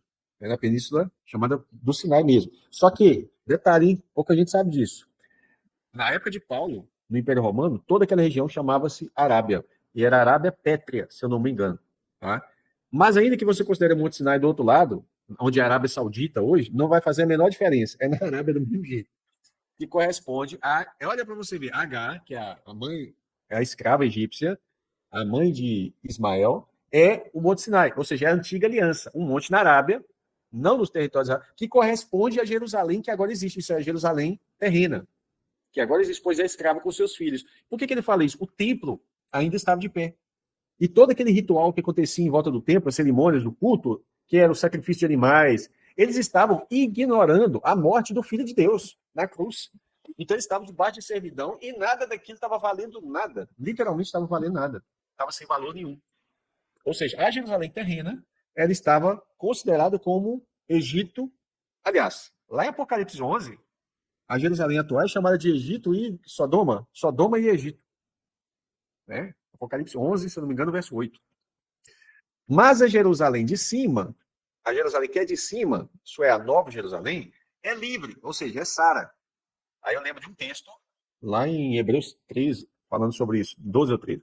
A qual é a mãe de todos nós. Peraí, se Abraão é o nosso pai na fé, a esposa de Abraão é a nossa mãe na fé. Então ele associa a Sara com a mãe de todos nós. Mas ele linka isso com a Nova Jerusalém. Tá? Porque está escrito, alegre-te, ó estéril, que não dás à luz, esforça-te e clama. Está escrito em Isaías, tu que não estás de parto, porque os filhos da solitária são mais do que tem marido. O Israel que é melhor para explicar isso aqui. Peraí que caiu. Ô, irmãos, eu tô com um negócio no meu olho aqui desde ontem, tá? Prossegue, Israel. Liga seu microfone, por favor. Isso aqui que eu falo aqui pode ser. Verso 27, né? Porque está escrito, alegra-te, ó estéril, que não dás à luz. Esforça-te e clama, tu que não estás de parto. Porque os filhos da tolice solitária são mais do que o filho da que tem marido. Mas nós, irmãos, somos filhos da promessa como Isaac. Mas como então aquele que era gerado segundo a carne perseguiu o que era segundo o espírito, assim também agora. Mas o que diz a Escritura? Lança fora a escrava e seu filho, porque de modo algum o filho da escrava herdará com o filho da livre. De maneira que, irmãos, somos filhos não da escrava, mas da livre. Vou ler até aqui e vou fazer um comentário então sobre isso aqui. Irmão, esse texto aqui, ele não é muito fácil de se entender. Né? Por quê? Você vê que Paulo aqui está trazendo uma grande alegoria. Não é uma alegoria fácil de entender, principalmente quando você pega Isaías. Fica mais difícil ainda. Mas o Espírito Santo, irmãos, ele nos dá a direção. Perfeito? Ele nos dá a direção e faz-nos compreender aquilo que Deus ele quer mostrar, né? Não sei se os irmãos aqui conhecem sobre o mistério de Deus, as duas casas de Israel. É uma coisa que a gente costuma a trabalhar muito. Eu, o Thiago Tiso, o pastor Felipe, o pastor Rafael, a gente trabalha muito esse assunto, né? Só que quando você vai para Isaías, irmão, esse texto aqui, irmão, vamos dar uma olhadinha aqui, vamos para Isaías, tá? Porque isso está escrito, alegra-te, ó estéril, que não dás à luz. Então, estéril aqui, irmão, essa palavra estéril, é a palavra que está apontando para quem? Para Sara. Paulo fala que nós somos filhos da livre. E, obviamente, irmão, ele pegou esse texto de Isaías e viu essa expressão estéril e vai aplicar para Sara. Né? Vou botar na outra Bíblia, porque a outra Bíblia ela não tem Isaías, né? Ela só tem Novo Testamento. Vamos para Isaías 54. Diz assim, Isaías 54. Olha o que diz aqui. Né? Canta alegremente, ó estéril, que não destes à luz. Exulta com alegre canto e exclama, tu que não tivesse dor de parto. Porque mais são os filhos da mulher solitária do que os filhos da casada, diz o Senhor. Né? Alarga o espaço da tua tenda e o todo da tua habitação e não impeças. Alongas as tuas cordas e firma bem as tuas estacas. Porque transbordarás para a direita e para a esquerda, e a tua posteridade possuirá as nações, e fará que se povoem as cidades assoladas. Agora eu vou mostrar um mistério para vocês que está aqui. Né? Olha esse mistério que está aqui, irmãos. Eu pulei um pouco. Não, vou ler aqui do verso 4, tá? Não temas, porque não serás envergonhada. Não te vergonhes, porque não sofrerás a humilhação. Pois te esquecerás da vergonha da tua mocidade. Né? E não mais te lembrarás do opróbrio da tua viuvez. Aí você vai ter que pensar, irmão. Para uma mulher se tornar viúva, o que tem que acontecer com o marido, Thiago Tis? Tem que estar sem som, irmão. Tem que morrer, né? Tem que morrer, exato. Mas olha quem é o marido dessa mulher. Presta atenção. Né? Não te lembrarás mais do opróbrio da tua viuvez. Por quê? Essa mulher perdeu o marido. E quem é o marido? Está aqui. Porque o teu Criador é o teu marido. O Senhor dos Exércitos é o seu nome. O Santo de Israel, o teu Redentor. Ele é chamado o Deus de toda a terra. Irmãos, o Antigo Testamento mostrando que Deus haveria de morrer por sua esposa. Você percebe? Agora você começa a entender. Isaías 54 está depois de Isaías 53, o servo sofredor. E aí nós vamos ver que aí no verso 1 vai dizer, vamos voltar agora a entender o contexto. Canta alegremente, ó estéril, que não destes à luz. Exulta com alegre canto, exclama tu que não tivesse dor de parto. porque mais são os filhos da mulher solitária do que os filhos da casada, diz o Senhor. Aí você vê esse texto, embola toda a nossa cabeça. Por quê, irmão? A casada aqui é a Jerusalém de baixo. E a solitária, irmão, é a Jerusalém do alto. Então, quando você não tem noção, que você vai pensar que a casada é a Jerusalém do alto e a solitária é a Jerusalém de baixo. Mas não. A casada é a solitária é a Jerusalém do alto. Vamos tentar entender isso daqui. Irmãos, entenda uma coisa. Agora, por isso que eu falo das duas casas. O reino de Deus ele era composto de 12 tribos. 12 tribos, perfeito? Ele era composto de 12 tribos e todas essas 12 tribos formavam uma nação de 12 tribos. O reino de Israel composto de 12 tribos. Mas por causa do pecado de Salomão, o reino de Deus vai ser dividido em dois reinos. O reino de Judá e o reino de Israel. E nós vamos ver que o reino de Judá, ele vai ter sua capital como Jerusalém. Enquanto o reino da casa de Israel, composto das 10 tribos, vai ter Samaria. Deus, irmão, ele vai dar uma carta de divórcio para a casa de Israel, as 10 tribos. E essas 10 tribos vão deixar de ser povo de Deus, vão se tornar solitário. Vai ser enviado para as nações. Enquanto a casa de Judá continua casada com o Senhor. Mas o que diz em Romanos 7? Né? Eu já li esse texto, vou ler de novo. Digo isso, enquanto o marido vive, a mulher está ligada ao marido, mas morrendo ele, está desobrigado da lei do marido. Irmão, Judá, ou seja, Jerusalém de baixo, ela estava casada com Deus. Mas quando o marido morreu, essa aliança foi desfeita. E aí Jesus ressuscita para estabelecer um novo casamento. Então o casamento que estava sendo feito na primeira aliança, ele foi desfeito e Cristo ressuscita para fazer um novo casamento. Agora, aquela casa de Israel que foi atirada nas nações, irmão, foi atirada na carne, mas vai voltar em espírito, não mais como uma Jerusalém terrena, mas está sendo buscada entre as nações como uma Jerusalém celestial. Pela fé em Cristo. Pela fé em Cristo Jesus, então, irmão. Ser Jerusalém celestial não quer dizer uma coisa necessariamente a Jerusalém do alto, não, irmão. Entenda uma coisa. A primeira aliança, quem está na primeira aliança, é apontado tipologicamente como uma Jerusalém terrena. E quem está na nova aliança é apontado como uma Jerusalém do alto, perfeito? O que ele está mostrando? Que aquele povo que era da primeira Jerusalém, ele foi casado com Deus. Mas a aliança foi desfeita. E assim como diz que Ismael seria uma nação, vai ser dito que Isaac vai ser uma multidão de nação. É dito que Esaú será uma nação, mas é dito que Jacó será uma multidão de nação. É por isso, irmão, que diz aqui. Olha só. Canta alegremente, ó estéreo, que não destes à luz. Exulta com alegre canto, exclama tu que não tiveste dores de parto, porque mais são os filhos da mulher solitária, uma multidão de nações. Mais serão os filhos da mulher solitária, a casa de Israel que foi atirada nas nações e que volta como Nova Jerusalém. Mais são os filhos, porque são mais do que os filhos da casada. É a mesma coisa, irmão. A Jerusalém terrena formou uma nação. Perfeito? Teve filhos. Mas a Jerusalém do alto formou uma multidão de nações. Por isso que nós fomos filhos da Jerusalém do alto, porque vai dizer: alarga o espaço da tua tenda, estende o todo da tua habitação, alongas, não as impeças, as tuas cordas, firmas bem as tuas estacas, porque transbordará muitas águas, irmão, pessoas, para a direita e para a tua esquerda, e a tua posteridade possuirá as nações, e fará que se povoem as cidades assoladas. Não temas, porque não serás envergonhado, que eu acabei de ler, né? Aí ele vai dizer: porque o teu Criador é o teu marido, o Senhor dos Exércitos é o seu nome, né? O teu Redentor, ele é chamado Deus de toda a terra. Porque o Senhor te chamou como mulher desamparada, de espírito abatido, como mulher da mocidade que foi repudiada. Olha a casa de Israel. Diz o teu Deus: por breve momento te deixei, mas com grande misericórdia torno a acolher-te. No ímpeto de indignação, escondi minha face de ti. Por um momento, mas com misericórdia eterna, compadeço de ti, diz o Senhor, o teu Redentor. Porque isto é para mim como as águas de Noé, pois jurei que as águas de Noé não mais inundariam a terra. Assim jurei que não mais miraria contra ti. Aí ele vai falando um pouquinho mais para cá, ele vai dizer, né? Ó, tu aflita e arrojada como tormenta desconsolada. Eis que assentarei as tuas pedras, como argamassa colorida te fundarei com safira. Está aqui, irmão, Nova Jerusalém. Não vou ler todo o texto por causa do tempo. Então vamos tentar entender uma coisa, irmão. Eu vou finalizar essa parte para você tentar entender. Irmão, os homens, Deus ele vê como cidades. Olha só. Deus, irmão, ele fala para um determinado povo, Sodoma e Gomorra. O pessoal de Sodoma e Gomorra era comparado a uma cidade de Sodoma e Gomorra. As pessoas que viviam na Jerusalém de baixo da primeira aliança, eles são chamados de Jerusalém de baixo. Irmãos, hoje, nós somos chamados, vamos dizer assim, de Brasil. Eu sou aqui de Viamão, eu sou chamado de Viamão, perfeito? Deus nos olha mais ou menos assim. Só que, irmão, na vinda de Jesus, esse homem terreno, esse homem terreno que nós somos hoje, ele vai ser quebrado, vai ser destruído. É como se Deus destruísse essas cidades, que é nós na carne, e ele vai agora destruir essa cidade e vai reconstruir novamente, não como uma cidade terrena, mas como uma cidade celestial.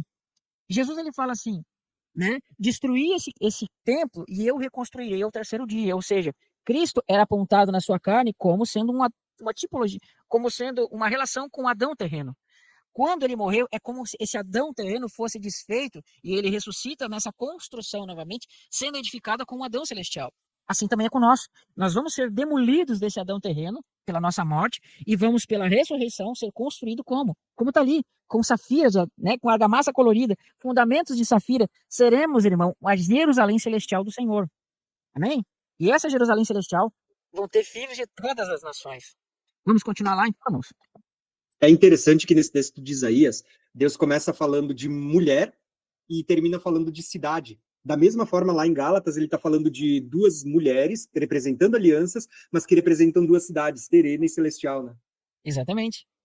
Então, eu acho que deu para compreender, né, irmãos? Tem muita coisa, mas o tempo é curto, né? Depois que tu terminar essa leitura, eu queria ler umas passagens bíblicas aqui na minha Bíblia e mostrar um PDF, tá? Um mapa mental. Pode botar aí, irmão. Pode botar aí. Pode botar aí. Ou você Acho que eu preciso terminar a explicação primeiro. Tá, vamos lá então. Sim, não, pode, eu ia dizer, pode continuar. Tá, a gente parou no verso. Lá em cima, 28. 28? Tá. Aí. Vós, porém, irmãos, sois filhos da promessa como Isaac. Como, porém, outra hora que nascer assim. Rapidinho. Pode falar, Filhos irmão. da promessa como Isaac, porque não é que nasceu segundo a carne, mas segundo a promessa, segundo o Espírito. Uhum. Né? Exatamente. Como porém outrora, que nasceu segundo a carne, que é Ismael, perseguia ao que nasceu segundo o Espírito, você já até destacou isso aí, né? Assim também agora. Aí você pode subir um pouquinho a tela aí, pessoal. É agora. Então, quer dizer, aqui há uma revelação de que Ismael, ele zombava. A Bíblia fala que ele zombou do Isaac, né? E aqui usa uma palavra forte, perseguia. Assim também agora. Então, o que ele está dizendo? Ó, o Ismael perseguiu Isaac, que era o filho da promessa. Ou seja, Ismael, filho da carne, perseguiu. Assim também agora. Os judeus que não estão em Cristo, ele não está falando dos judeus que estão em Cristo, como ele. Ele era um israelita, né? Da tribo de Benjamim, que estava em Cristo. Mas ele está dizendo, aqueles israelitas que não estão em Cristo são os da carne. Perseguem os cristãos hoje. Exatamente. E também agora. Assim também E foi você coisa. vê que no Apocalipse vai falar sobre aqueles que se dizem judeus e não são, que você vai ver que, de certa forma, também estão perseguindo num certo momento, mas depois Deus vem e volta e diz assim, eu farei eles reconhecerem que eu vos amei. E quem são os judeus que são judeus? Paulo vai dizer, não é judeu aquele que está circuncidado, etc., ou porque nasceu de Abraão, mas aquele que recebeu a fé. Então, quer dizer, a pessoa pode nascer da linhagem até mesmo de Davi, ela pode ser da linhagem de Davi. Se ela não tiver Cristo, ela não está salva. A Bíblia fala bem claro que só há um caminho para chegar a Deus, que é Cristo. E fala também que aquele que não tem um filho, não tem também um pai. Só que isso, por incrível que pareça, não é ensinado nas igrejas. Tem gente que chegou uma pessoa na igreja e fala assim, olha, eu sou judeu. Pronto, eles dão um microfone para pregar. Do nada, assim. Entende? É verdade. Agora deu umas 30. Vai lá, pode ir. Não, só um comentário. E também foi assim com Esaú e Jacó, né? Esaú perseguiu a Jacó, assim como Caim perseguiu Abel, tá vendo? É sempre a mesma relação. Isso também tem uma relação com o fim, tá, irmãos? Mas aí a gente fala num outro momento. E mais. também daquele que vem primeiro com o que vem depois, né? Exatamente, é sempre aquele que vem primeiro persegue o que vem depois, né? Só que, sim, irmão, você falou aí de que eles zombavam, né? É muito interessante que na tradição judaica, irmão, esse zombava tem um significado de perseguir para matar mesmo, né? Dentro dos Targums e dos Talmud, eles interpretavam aquilo ali como Agar e Ismael tentaram matar Isaac e Sara para tomar a herança, né? É claro que é um comentário rabínico, mas faz um sentido se você for ver. E aí diz assim, tá, irmão, aqui que não sei se a gente pode falar sobre isso, mas por isso que eu também, árabes perseguindo cristão, faz sentido. Eu tenho aqui, irmão, uma questão para falar, né? Contudo, o que diz a Escritura, lança fora a escrava e seu filho, porque de modo algum o filho da escrava será herdeiro com a livre, tá? Eu sei que talvez alguns não vão concordar, irmão. Opa. Mas, irmãos, eu não vejo, tá? Na Bíblia, nas palavras dos apóstolos, do próprio Cristo, que exista um tipo de herança para carne. Perfeito? Então, irmão, a partir do século XIX ali, tá? Se você pegar toda a patrística, se você pegar até o contexto da Reforma, Valdenses, etc., sempre, irmão, sempre teve essa relação e não existe herança para carne. E o texto já está mostrando aqui, irmão, que o filho da livre não terá herança com o filho da carne. Perfeito? Não vai haver herança, né?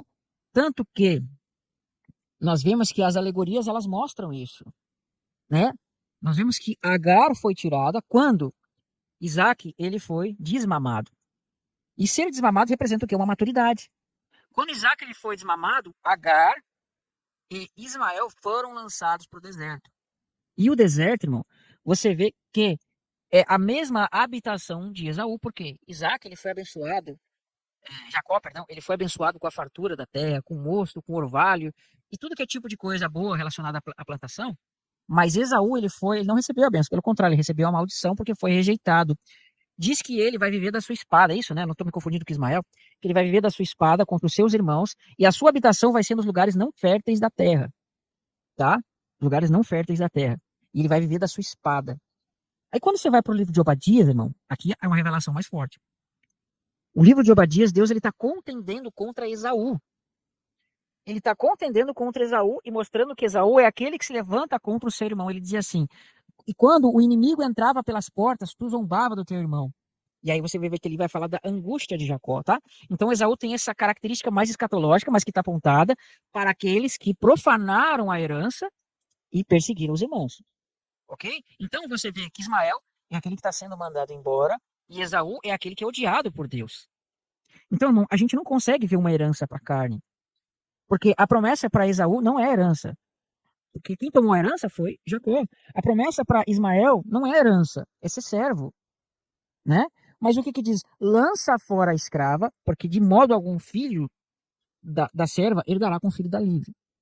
Eu concordo com você que esse texto é muito claro em Aham. dizer o seguinte: aqueles que estão debaixo da antiga aliança, recusando a Cristo, não herdarão o reino dos céus. Perfeito? Também Por isso, lança fora. Então, quem é escravo aí? É Jerusalém, o templo, toda a antiga aliança, todas as obras da lei, isso é escravo, que foi relatado um pouco antes. Sim. Né? Esse texto está ligado com aquele que Jesus falou. E quem são os filhos desse Jerusalém terreno? São aqueles que estão praticando as obras da lei debaixo da lei. Exatamente. E aí Jesus ele dá uma advertência, né? Olha, muitos virão do ocidente e do oriente e se assentarão à mesa com Abraão, mas os filhos do reino serão lançados fora. Olha aqui, lança fora a escrava e seu filho. Percebe a ligação? Tá? Então não vamos se gloriar na carne, irmão. Não existe salvação sem Cristo, irmãos. Perfeito? Deus, ele vai salvar judeus por meio de Cristo. Não existe restauração de Israel sem Cristo. Eu digo restauração no sentido deles crerem, deles receberem alguma coisa de Deus. Não, irmão, é por meio de Cristo. Tá? Outra coisa é servidão. Você quer fazer um comentário, Tiago? Você levantou a mão? Eu quero, mas finaliza o teu, depois eu... Pode finalizar. Tá, vamos lá. Contudo, Eu quero. né? Para escrava é seu filho, porque de modo algum o filho da escrava será herdeiro com o filho da livre. Assim, irmãos, somos filhos, não da livre, né? E sim, não da escrava e sim da livre. Aqui estamos no capítulo 5, né? Terminei aqui o capítulo 4. Você quer fazer um comentário, Tiago? Acho que pode agora, né?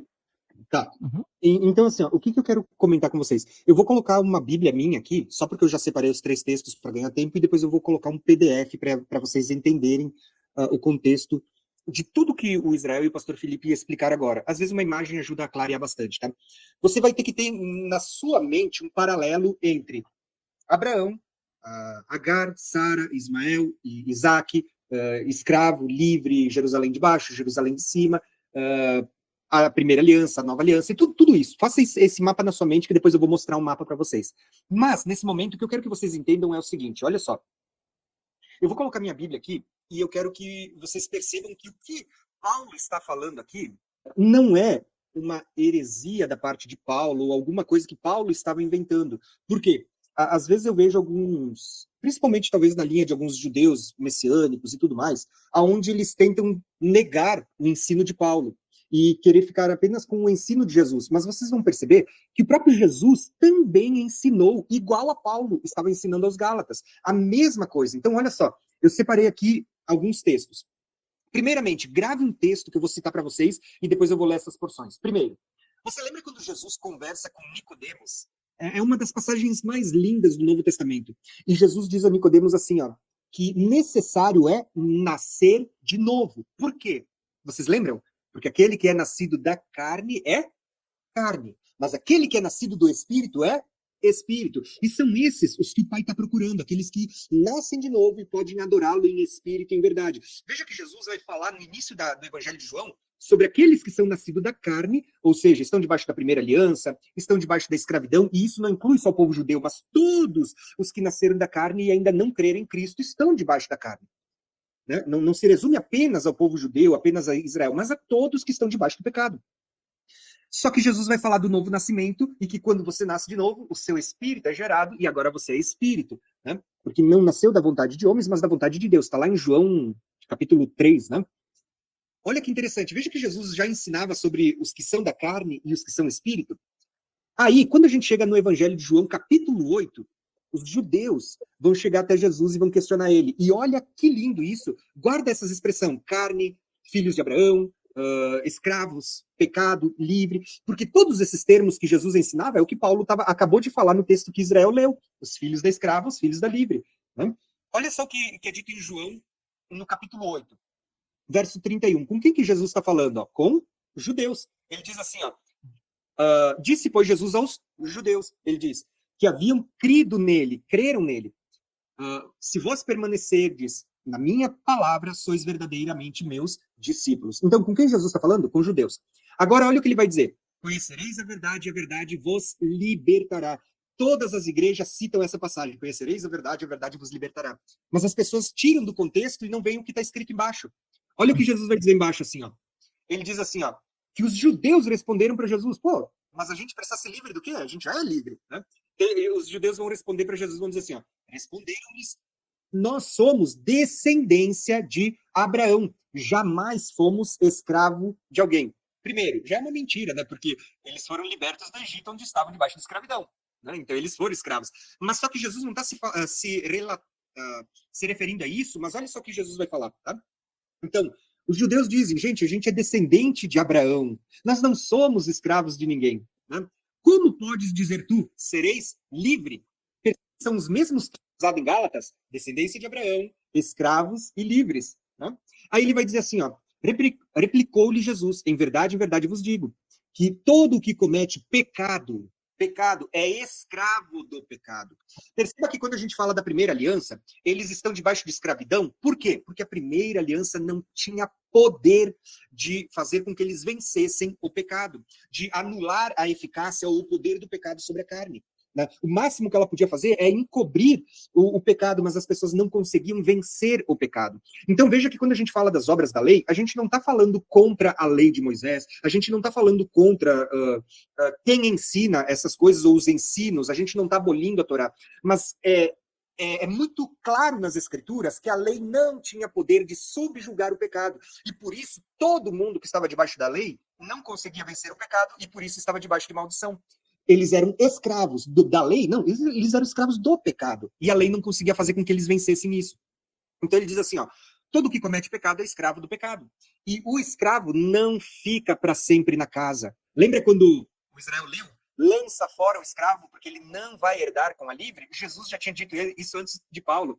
Ele diz que o escravo não vai ficar para sempre na casa. Ele diz, mas o filho, sim, esse fica para sempre. E quem que são os filhos? Você vai ver mais abaixo, né? E você vai ver nos próximos textos. Ele diz assim, ó, se pois o filho, que é Cristo, vos libertar, verdadeiramente sereis livres. Percebe que ele está falando daqueles que são escravos, estão debaixo da lei, não conseguem vencer o pecado, mas ele vai falar agora do Filho, e que através do Filho, Cristo, nós temos a liberdade. Por isso que ele vai fazer as duas comparações entre Sara e Agar, Ismael e Isaac, os que estão debaixo da escravidão do pecado e não conseguem vencer porque a lei não era eficaz para fazer vencer o pecado, e os que estão agora debaixo da graça de Cristo, da lei de Cristo, e que por causa do Espírito da promessa que foi derramado, eles conseguem vencer o pecado e se tornam livres em Cristo. Então, Jesus está discutindo com os judeus aqui e dizendo assim, ó, se pois eu, né, o Filho vos libertar, então verdadeiramente vocês sereis livres. Aí Jesus diz, bem sabei, ele diz, eu bem sei que vocês são descendentes de Abraão, contudo vocês procuram matar-me, porque a minha palavra não está em vós. Eu falo das coisas que vi junto ao meu pai, vós, porém, fazeis o que vistes do vosso pai. Tá? Olha aqui, ó, o vosso pai, né? Aí, quem que é os pais ali do judeu? Ele não está falando diretamente dos judeus, mas aqueles que estão debaixo do pecado. Inclui os judeus que estavam ali nesse contexto, mas todos os que estão na carne e debaixo do pecado. Então ele vai dizer assim, ó, ele diz assim, ó, então lhes responderam, nosso pai é Abraão. os judeus falando para Jesus, e Jesus disse, né? E disse-lhe Jesus, se sois filhos de Abraão, praticai as obras de Abraão. Quais eram as obras de Abraão? A fé, né? Ele diz assim, ó, mas agora procurais matar-me, a mim que vos tenho falado a verdade que ouvi de Deus. Assim não procedeu Abraão. Veja que Jesus está dizendo assim, ó, não foi assim que Abraão procedeu, né? Então, eu vou pular aqui um pouquinho mais adiante para não ler todo o texto, mas ele vai dizer assim, ó, vós não sois filhos de Abraão como vocês estão pensando, ou como vocês estão afirmando. Ele diz, antes vocês são filhos do diabo, que é o vosso pai, e quereis satisfazer os vossos desejos. Por que Jesus diz que eles são filhos do diabo? Porque lá no princípio foi a serpente, o diabo, Satanás, o dragão, né, a antiga serpente, que fez com que Eva, né, comesse do fruto, caísse, porque o fruto era desejável, né? E a partir de então, a carne está debaixo do pecado e debaixo dos desejos da carne. Entende? Só que Jesus vem para nos libertar da escravidão do pecado e nos conduzir agora para Ele, para que nele e por meio do Espírito da promessa que habita em nós possamos subjugar a carne, vencer o pecado e sermos livres da escravidão e da maldição. Então Jesus estava falando com os judeus. Gente, vocês estão dizendo que vocês são descendentes de Abraão, que vocês não são escravos. Ele diz, eu tenho que dizer para vocês, enquanto vocês estão debaixo dos desejos da carne, vocês são escravos e não são filhos de Abraão, são filhos do diabo. E Jesus está falando com os judeus aqui. Entende? Então, para quem muitas vezes desenvolve uma idolatria, nossa, agora, ó o que o judeu falou, ó o que o rabino falou, se ele não tem Cristo, ele é escravo do pecado e é filho de Satanás. Assim como a Bíblia trata de não só judeus, como gentios também, diz assim que antes todos nós estávamos em trevas e pertencíamos ao reino, mas ele nos resgatou das trevas e nos trouxe para a luz. Percebe que a Bíblia está mostrando sempre essas duas descendências, os da carne, que estão debaixo da escravidão do pecado, que mesmo a lei não conseguem subjugar o pecado, e agora aqueles que estão em Cristo, e que por meio do Espírito que nos é derramado em Cristo, nós somos livres, porque conseguimos vencer o pecado por meio do Espírito, e não por causa da nossa capacidade. Só que isso vai ficar claro, porque Jesus vai falar isso em Mateus. Mateus, Jesus vai de novo discutindo com os judeus, ele diz assim, ó, para os judeus, produzi, pois, frutos dignos de arrependimento. Ele diz, e não comeceis a dizer entre vós, nós temos por pai Abraão, né? Porque era geralmente quando se falava alguma coisa, eles diziam, não, nós somos filhos de Abraão. Ele diz, porque eu vos afirmo que destas pedras Deus pode suscitar filhos de Abraão. Veja que Jesus está dizendo, ó, vocês estão se gabando, dizendo que vocês são filhos de Abraão, saiba de uma coisa, até das pedras Deus pode levantar filhos de Abraão, e que isso é profético, porque de fato aconteceria, né? E para finalizar, a última passagem bíblica, eu mostrei Jesus falando, e eu vou citar um texto de Paulo aos Romanos, que foi a carta que já foi ensinada na série anterior, a Epístola aos Romanos, mas ela está ligada a Gálatas. E olha o que é dito lá em Romanos 9. Dito assim, ó, e não pensemos que a palavra de Deus haja falhado. Olha que profundo isso. Porque nem todos os de Israel são de fato israelitas.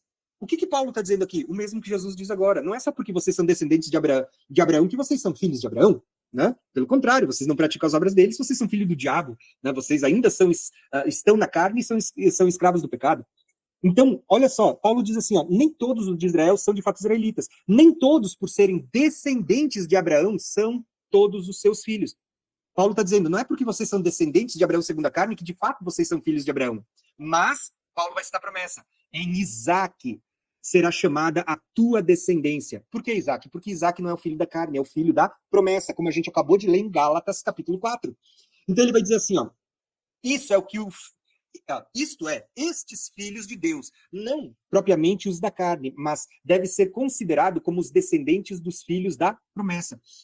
O que o verso 8 está dizendo? Que os filhos que estão tipificados em Isaac, ele diz, não são os filhos da carne, né? Os filhos da promessa. Quem que são os filhos da carne? Aqueles que estão debaixo da primeira aliança. Não só os que estão debaixo da primeira aliança, mas toda a humanidade, porque isso não se restringe apenas aos judeus com quem Jesus estava falando, mas a toda a humanidade que está na carne, dominada pelos desejos carnais, debaixo da queda, e que mesmo debaixo da lei não conseguem subjugar o pecado, porque a lei não tinha esse poder de julgar, apenas de revelar o pecado, mas não de subjugá-lo. Isso só vai ser possível por meio do Espírito Santo que vai ser derramado por meio de Cristo. E é por isso que tudo isso é muito importante. Né? Então, se vocês continuarem lendo, eu não vou ler tudo, ele vai dizer assim, ó, porque a palavra da promessa é esta, por este tempo virei a Sara e ela terá um filho, né? Então, quem que é o filho? Isaac, filho da promessa. Bom, se vocês entenderem esses textos, vocês percebem que o ensino do apóstolo Paulo em Gálatas e em Romanos é o mesmo do que Jesus já vinha falando em João em Mateus, nos evangelhos, quando Jesus estava presente. Então, o que eu vou fazer agora? Eu quero mostrar um mapa mental que vai ficar muito claro tudo aquilo que a gente falou para vocês. O que o Israel falou, o pastor Felipe, e o que eu mostrei para vocês. Vou botar um mapa. Agora que a gente leu Gálatas 4, eu li para vocês João, eu li Mateus, li Romanos, aonde você, com todos esses textos na mente, você vai entender o que Paulo estava falando quando ele usa essa alegoria de Abraão para falar de duas alianças. Eu vou pegar aqui uma setinha e vou tentar mostrar isso para vocês. Vou fixar aqui a seta. Olha que interessante. Paulo, em Gálatas, ele está dizendo assim, ó, gente, eu vou usar Abraão como uma alegoria, uma tipologia bíblica. E ele diz assim, ó, Abraão, ele vai se relacionar com duas mulheres, Agar, né, e Sara. Sara era sua esposa, era uma mulher livre, mas Agar foi uma escrava egípcia que ele adquiriu quando esteve no Egito. Tá? E Abraão, Deus vai fazer promessas a Abraão e a Sara que eles gerariam um filho segundo a promessa. Tá? Por isso eu destaquei aqui, filho segundo a promessa. Só que Abraão e Sara, veja que a promessa vem primeiro, mas Abraão e Sara, querendo dar uma ajudinha para Deus, o que eles fazem? Eles vão tentar adiantar e Sara dá a sua escrava e eles vão gerar filhos. Mas não era a promessa de Deus, foi um desejo deles, ou seja, gerou um filho segundo a carne. Tá? E o que Paulo está escrevendo aos Gálatas? Que essas duas mulheres e os seus filhos, eles representam duas alianças. A primeira aliança e a nova aliança. Por quê? Ele vai dizer assim, ó, que a primeira aliança veio e gerou filhos para a escravidão, que ele tipifica através de Ismael. E ele vai dizer assim, ó, que é nascido segundo a vontade da carne. E aí eu quero que você traga na sua mente o texto de Jesus, em João capítulo 3, falando com Nicodemos, quando ele diz que aquele que é nascido segundo a vontade da carne, ele diz assim, ó, aquele que é nascido da carne é carne. Lembra do que Jesus ensinou? É o que Paulo está ensinando aqui. Ele diz assim, ó, e aí Paulo diz, aquele que é nascido segundo a carne, ele não pode herdar o reino de Deus. Né? Por isso que você vai ver que é dito assim, ó, lança fora os da carne, porque eles não herdarão com os da livre. Pode falar. Imagina o Nicodemos, ele era um mestre da lei, ele era um judeu com todas as características, tinha um pedigree, vamos dizer assim. Aí Jesus chega para ele e fala assim, olha, e aquele que não nascer de novo, ele não pode entrar no reino. Mas ele fala uma coisa mais profunda, não pode sequer ver o reino de Deus. Então, se ele não nascer da água e do Espírito, ele não pode nem ver e nem entrar no reino. Então, se ele não pode entrar, ele não pode herdar. Né? Se ele não pode nem ver e nem entrar, é óbvio que ele não pode herdar. Significa o quê? Nicodemos precisava receber Jesus como Senhor e Salvador da sua vida.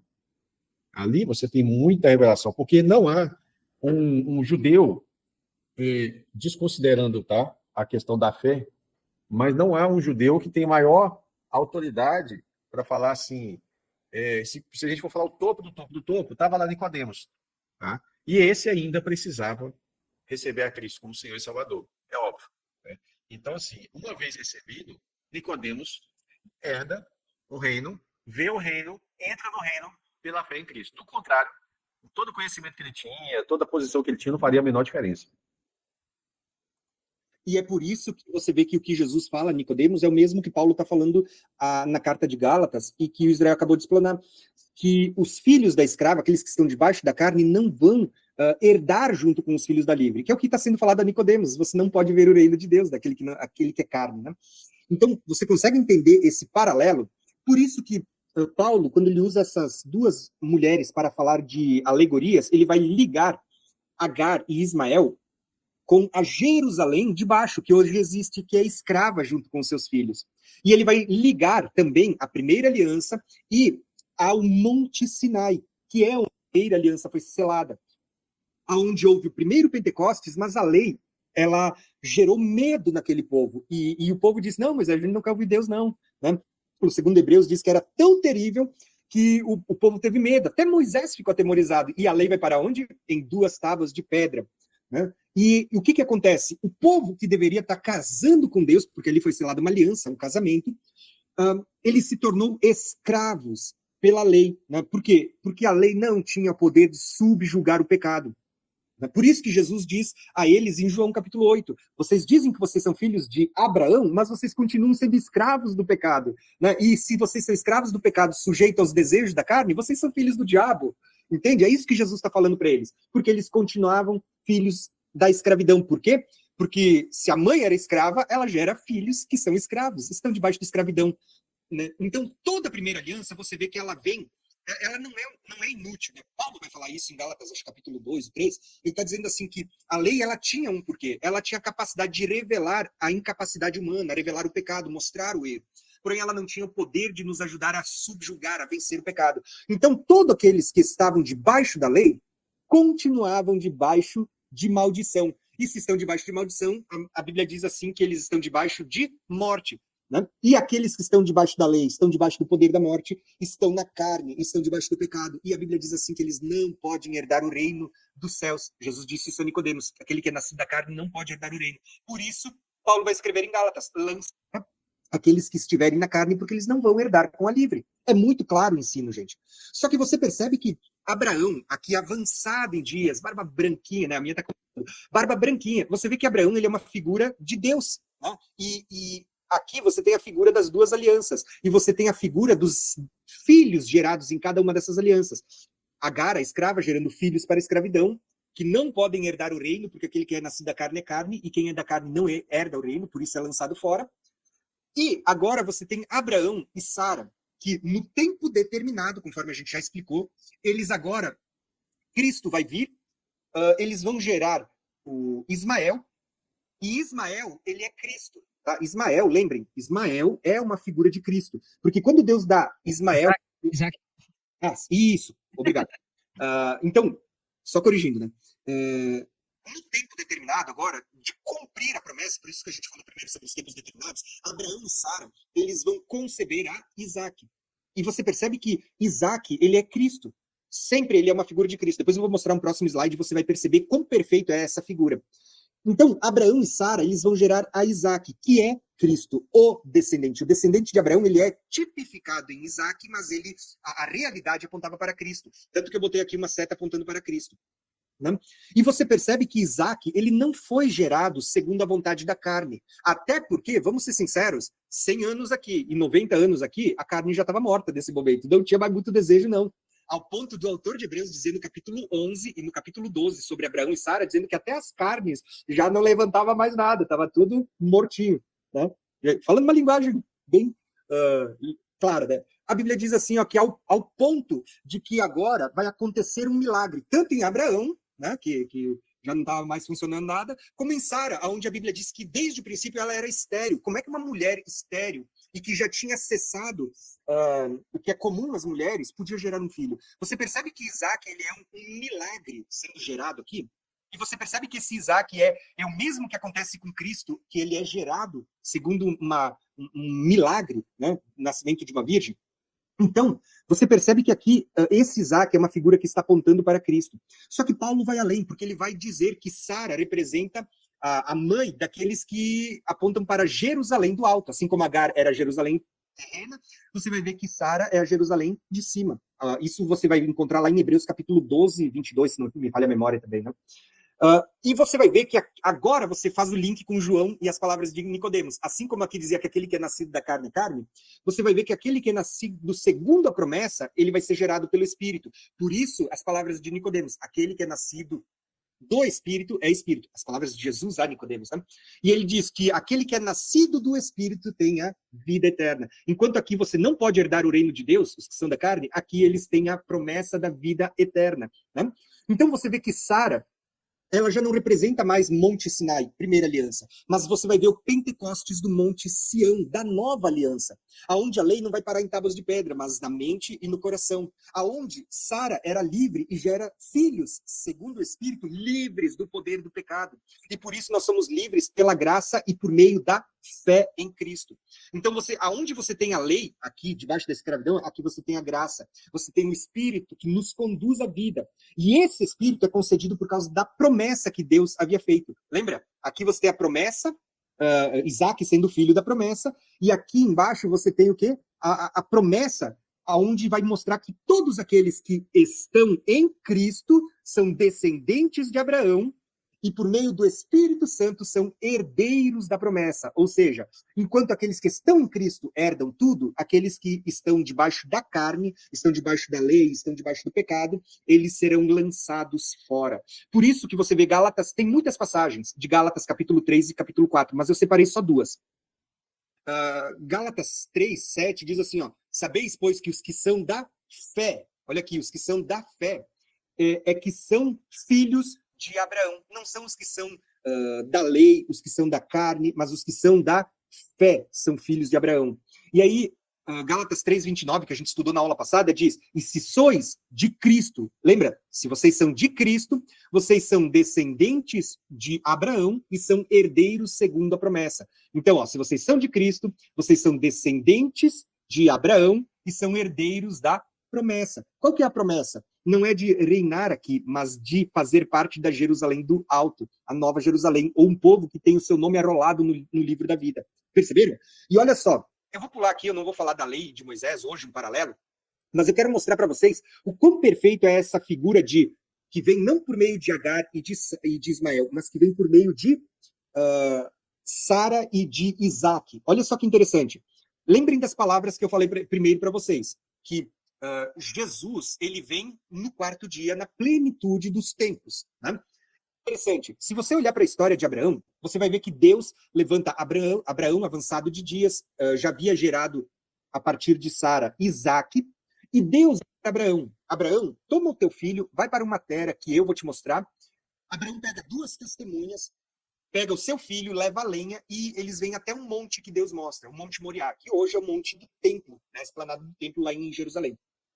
Abraão, quando ele chega no Monte Moriá, isso é legal porque a gente vai viajar para Israel o ano que vem, e a primeira coisa que a gente faz quando a gente chega em Jerusalém é ir até o local onde Abraão ele chegou e ele vê o monte que Deus havia mandado ele sacrificar. Quando você entra em Jerusalém, a entrada triunfal é justamente pelo monte onde Abraão viu o Monte Moriá. E Abraão deixa as 2 testemunhas aqui, os 2 servos, no pé do monte. Ele pega Isaac e diz, Isaac, pega a lenha. Isaac toma o madeiro e ele leva aquele feixe de lenha. Isaac diz, e aí, pai? Né? E o cordeiro? E Abraão, o cordeiro para si Deus proverá. Abraão estava profetizando, dizendo que Deus iria prover o cordeiro. Né? E Isaac, como um filho obediente, carrega um madeiro. Né? Gente, vocês perceberam o paralelo? O que está acontecendo aqui?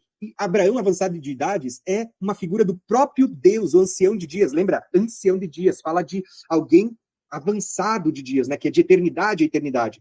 Mas Isaac, gerado segundo a promessa, carregando o madeiro para o seu próprio sacrifício, é uma figura de Cristo carregando o madeiro para ser crucificado, como um cordeiro. Você vê que o próprio Abraão, a Bíblia diz assim, que Abraão, no seu coração, ele sacrificou Isaac, porque ele acreditava que o próprio Deus iria trazer ele de volta para cumprir a promessa que havia feito. E você percebe que isso vai se cumprir em Cristo, porque Cristo vai ser sacrificado de fato, né? Isaac não chegou ao ponto de ser sacrificado, embora no coração Abraão já havia oferecido a Deus, mas você percebe que Cristo vai ser sacrificado. E da mesma forma como Abraão creu que Deus era poderoso para trazer dos mortos, o próprio Deus vai trazer Jesus dos mortos no terceiro dia. Né? Por isso que a Bíblia vai sempre falar sobre o poder de Deus que por meio do Espírito ressuscitou a Cristo, né? A eficácia do poder de Deus que trouxe Jesus dos mortos. Agora, olha que interessante. Aqui Isaac era muito novo. Mas quando Isaac completa 40 anos, ele vai agora contrair uma aliança. Nesse momento, Sara morreu e Isaac vai contrair uma aliança. Como é que é a aliança de Isaac? Abraão manda o seu servo para uma terra distante para preparar uma esposa. Essa esposa, Rebeca, ela vai aceitar o casamento sem sequer ter visto Isaac nenhuma vez. Então, quando chega o tempo determinado, lembra que Isaac está com 40 anos, o servo, que é Eliezer, né? Ele vai trazer, se eu não me engano, Eliezer, qual que é a tradução de Eliezer, Israel? Tu lembra? Conselheiro, consolador? Não, como é que é? Ajudador. Ajudador, exato. Você percebe que Eliezer é uma figura do Espírito Santo nesse contexto? Jesus diz, eu vos enviarei o Consolador, ou o Ajudador, o Paracletos. Né? Deus envia o seu servo para trazer uma mulher de uma terra distante, agora para se casar com o filho Isaac. Olha que interessante isso, quando ele tinha 40 anos.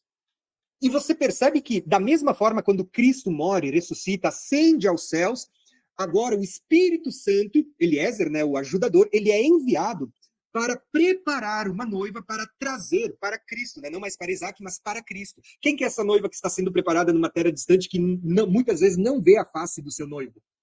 Rebeca aqui é uma figura da noiva, da igreja, que somos nós. E você percebe o número 40 aqui? Isaac com 40 anos? 40 jubileus é o mesmo que 2.000 anos. É como se esses 2 milênios estivessem mostrando a maioridade ou a preparação para o casamento, né? E quando Eliezer traz agora a noiva para se encontrar com Isaac, você percebe que Isaac, ele sai para fora das suas tendas, vai para o campo orar, e ela vem ao seu encontro e eles se encontram.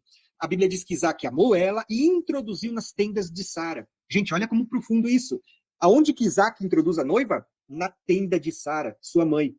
E biblicamente, quando a gente lê Gálatas, quando a gente lê Hebreus, você percebe que Sara representa Jerusalém do Alto. E quando a Bíblia diz que Isaac introduziu Rebeca nas tendas de Sara, está mostrando Jesus introduzindo a noiva, que somos nós, nas tendas de Sara, Nova Jerusalém, ou a Jerusalém do Alto, que está ali em Gálatas 4, que está lá em Hebreus, se eu não me engano, capítulo 12, né? Você percebe que Deus está deixando toda uma tipologia, uma figura muito perfeita para tudo isso que a gente tem estudado. Só que aí entra algo que eu preciso dizer para vocês. Você não vê promessa para aqueles que estão na carne de entrar para o milênio herdando, né, recebendo herança. Pelo contrário, a Bíblia vai dizer que quem vai fazer parte da Nova Jerusalém no milênio, quem vai ser introduzido nas tendas de Sara, que é a Jerusalém do Alto, é a noiva. Não fala de herança para os filhos da carne. Você não vê Israel ou os judeus, ou mesmo as nações, recebendo herança fora Cristo. Pelo contrário, é dito a Nicodemos, aquele que é nascido da carne não pode herdar o reino de Deus. E é dito por Paulo, aqui falando sobre aqueles que são representados na carne, que eles serão lançados fora. Lança fora os filhos da escrava, porque eles não herdarão com o filho da livre. Tá? Então você tem aqui muitas promessas, muitas figuras que são profundas demais, tá? Eu tinha mais alguns PDFs para mostrar aqui para vocês, mas eu acho que tudo que a gente já tinha para falar já foi falado. Eu, particularmente, eu vou encerrar por aqui a minha fala. Vou passar para o Israel e para o pastor Felipe, caso eles quiserem concluir. Mas a parte do estudo eu concluo por aqui. Depois disso, eu só quero me despedir mesmo, tá bom? Amém. Eu vou falar duas coisas. Tá saindo som? Vou falar duas coisas aqui antes de finalizar.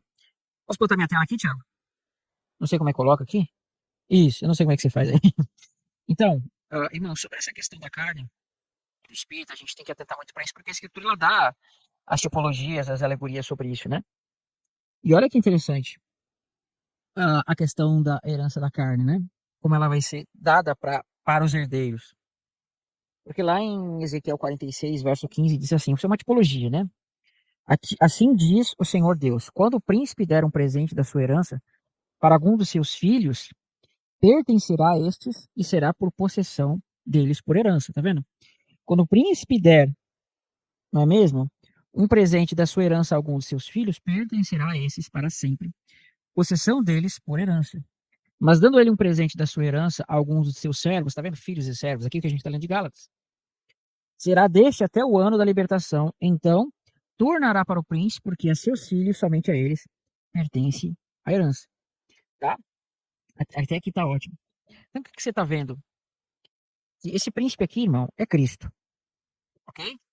A linguagem do tempo de Ezequiel, onde a gente vai estudar, ela é uma linguagem que está apontando para os elementos sacerdotais da nova aliança. Só que ele fala em forma de figuras para mostrar a realidade da nova aliança. E esse príncipe que você está vendo aqui, irmão, é o próprio Filho de Deus. Né? Aí vão dizer, não pode ser Cristo porque ele tem filhos. Irmão, o que diz lá? Eis-me aqui e os filhos que Deus me deu. Não é mesmo? Você vai ver em toda a escritura que mostra os filhos de Cristo. Então você vê que os servos, eles não têm direito da herança, mas os filhos têm direito da herança. Porém, isso aqui para mim é uma tremenda revelação. É uma tremenda revelação que fala do que está acontecendo hoje. Por quê? Diz assim, mas dando ele um presente da sua herança a alguns dos seus servos, será deste até o ano da liberdade. Então tornará o príncipe, porque a seus filhos, somente eles pertencem à herança. Opa, sai fora aqui. Então, irmãos, ele está dizendo aqui, ó, deixa eu só rabiscar de novo ali, que saiu fora. Opa, peraí, aqui, ó. Porque a seus filhos, somente eles pertencem à herança. Então você vê que, opa, deu tilt aqui. Tá, enfim. Né, que a herança, ela vai ficar com os servos somente até o ano da liberdade. Isso aqui está apontando para o jubileu. Enquanto não chegar ao jubileu, os filhos, ou melhor, os servos vão estar em posse da herança. Mas quando vir o ano da liberdade, que é o ano do jubileu, essa herança vai sair dos filhos da servidão e vai ser dado aos herdeiros. Então é exatamente o que acontece hoje, mano. Hoje, os servos, eles estão em posse da herança. Mas quando chegar o ano da liberdade, essa libertação vai dar a herança para os verdadeiros filhos e vai tirar os filhos que não são filhos, que são, na verdade, herdeiros. Né? Amém? Então, aqui, irmão, esse texto aqui já está profetizando o que iria acontecer. Deixa eu parar de compartilhar aqui agora. Eu já estou finalizando também. Você vai ver que esse texto já está mostrando que os servos, eles vão estar em posse da herança até que venha o ano da libertação, quando será tirado dos servos e entregado para os filhos. Tá? E a última alegoria que nós vamos ver, irmão, é em Esther e a rainha, a Viti, né? Ravite. Como é que era o nome dela? Esqueci o nome. A Vasti, perdão. Irmãos, Vasti era a esposa do rei. Vasti, ela era casada com o rei. Mas quando ela desobedeceu ao rei, veja, aquela que era estrangeira tirou o lugar daquela que era natural e ela se tornou a rainha. Assim também é com a Jerusalém de baixo, que era a rainha, e foi tirada para que aqueles gentios dentre as nações se tornassem a rainha. Você está vendo a alegoria ali, irmão. O rei, uma imagem de Cristo. Não é mesmo? A Vasti, uma imagem da Jerusalém de baixo.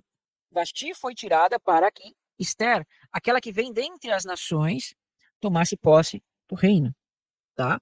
Os servos, irmãos, eles vão dar lugar aos herdeiros no tempo da libertação, que é o quê? É a ressurreição e o verdadeiro jubileu. Tá bom, irmãos? Então, não existe herança para cá, isso não tem na Bíblia. Minha fala eu finalizo aqui, irmão. Você quer falar alguma coisa, pastor Felipe? Pastor, você tá sem som? Tá sem som? Tá sem som. O que você fez aí?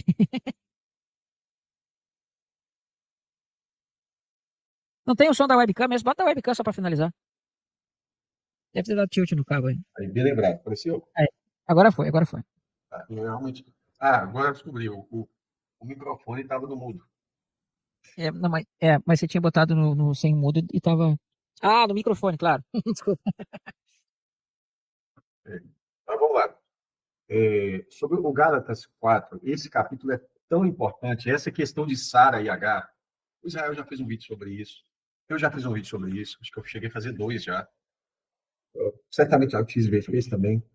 Uhum. Essa demonstração, o Thiago X pegou ali de João capítulo 8, né? O trecho mais famoso é o verso 32, conhecereis a verdade vos libertará. Jesus está falando isso para judeus, né? E aí eles insistem em falar que eles libertos de quê? Nós não precisamos ser libertos de nada. Sempre fizeram, estava aí sobre Roma e tudo mais, e Jesus começa a caminhar com eles, eles alegam ser descendentes de Abraão, Jesus reconhece, pela carne eles são descendentes de Abraão. Depois eles insistem na filiação com Abraão, e Jesus fala, se vocês fossem filhos de Abraão, agora sim Jesus está falando pela fé, se vocês fossem mesmo filhos de Abraão, ou os filhos da promessa, vocês não tentariam me matar, né? Aí eles falam que eles são filhos de Deus. Aí Jesus nega isso, porque só pode ser filho de Deus aqueles que estão em Cristo. E aí Jesus fala, vós tem por pai o diabo. Aí ele fala claramente, o pai de vocês é o diabo. E isso mostra claramente por que os filhos de Jerusalém atual, eles estão debaixo de servidão e não herdam com os filhos da livre, que é a Sara. Tá? Então, a nova Jerusalém, eles não herdam as promessas junto uns com os outros. E aí, esse ponto é tão fundamental, porque no Brasil, praticamente, a gente tem uma tendência, das igrejas, de modo geral, a considerar os judeus e a igreja, e quando eu falo judeus aqui, entenda que eu estou dizendo os israelitas que não creram em Cristo, porque aqueles que creem fazem parte da própria igreja. Por exemplo, Paulo era israelita, mas ele era convertido, então ele é igreja. Né? Paulo, Pedro, Tiago, João, aliás, a igreja ela começa com aqueles irmãos que eram judeus. Ela começa em Jerusalém, depois prossegue para Samaria, Judeia, né? Judeia, Samaria, até os confins da terra. Então, a igreja é composta por judeus e gentios, como está escrito lá em Efésios 2, por exemplo. E entender Gálatas 4 é fundamental, é fundamental. Tá? E a questão das obras da lei. Qual é o grande ponto que Paulo está debatendo ali com eles? Paulo está debatendo o seguinte, olha, vocês precisam abandonar as obras da lei, receber a Cristo pela fé, e aí vocês sim serão parte do povo de Deus. Do contrário, vocês não fazem parte do povo de Deus, vocês são filhos de Agar, egípcia. Esse que é o ponto principal.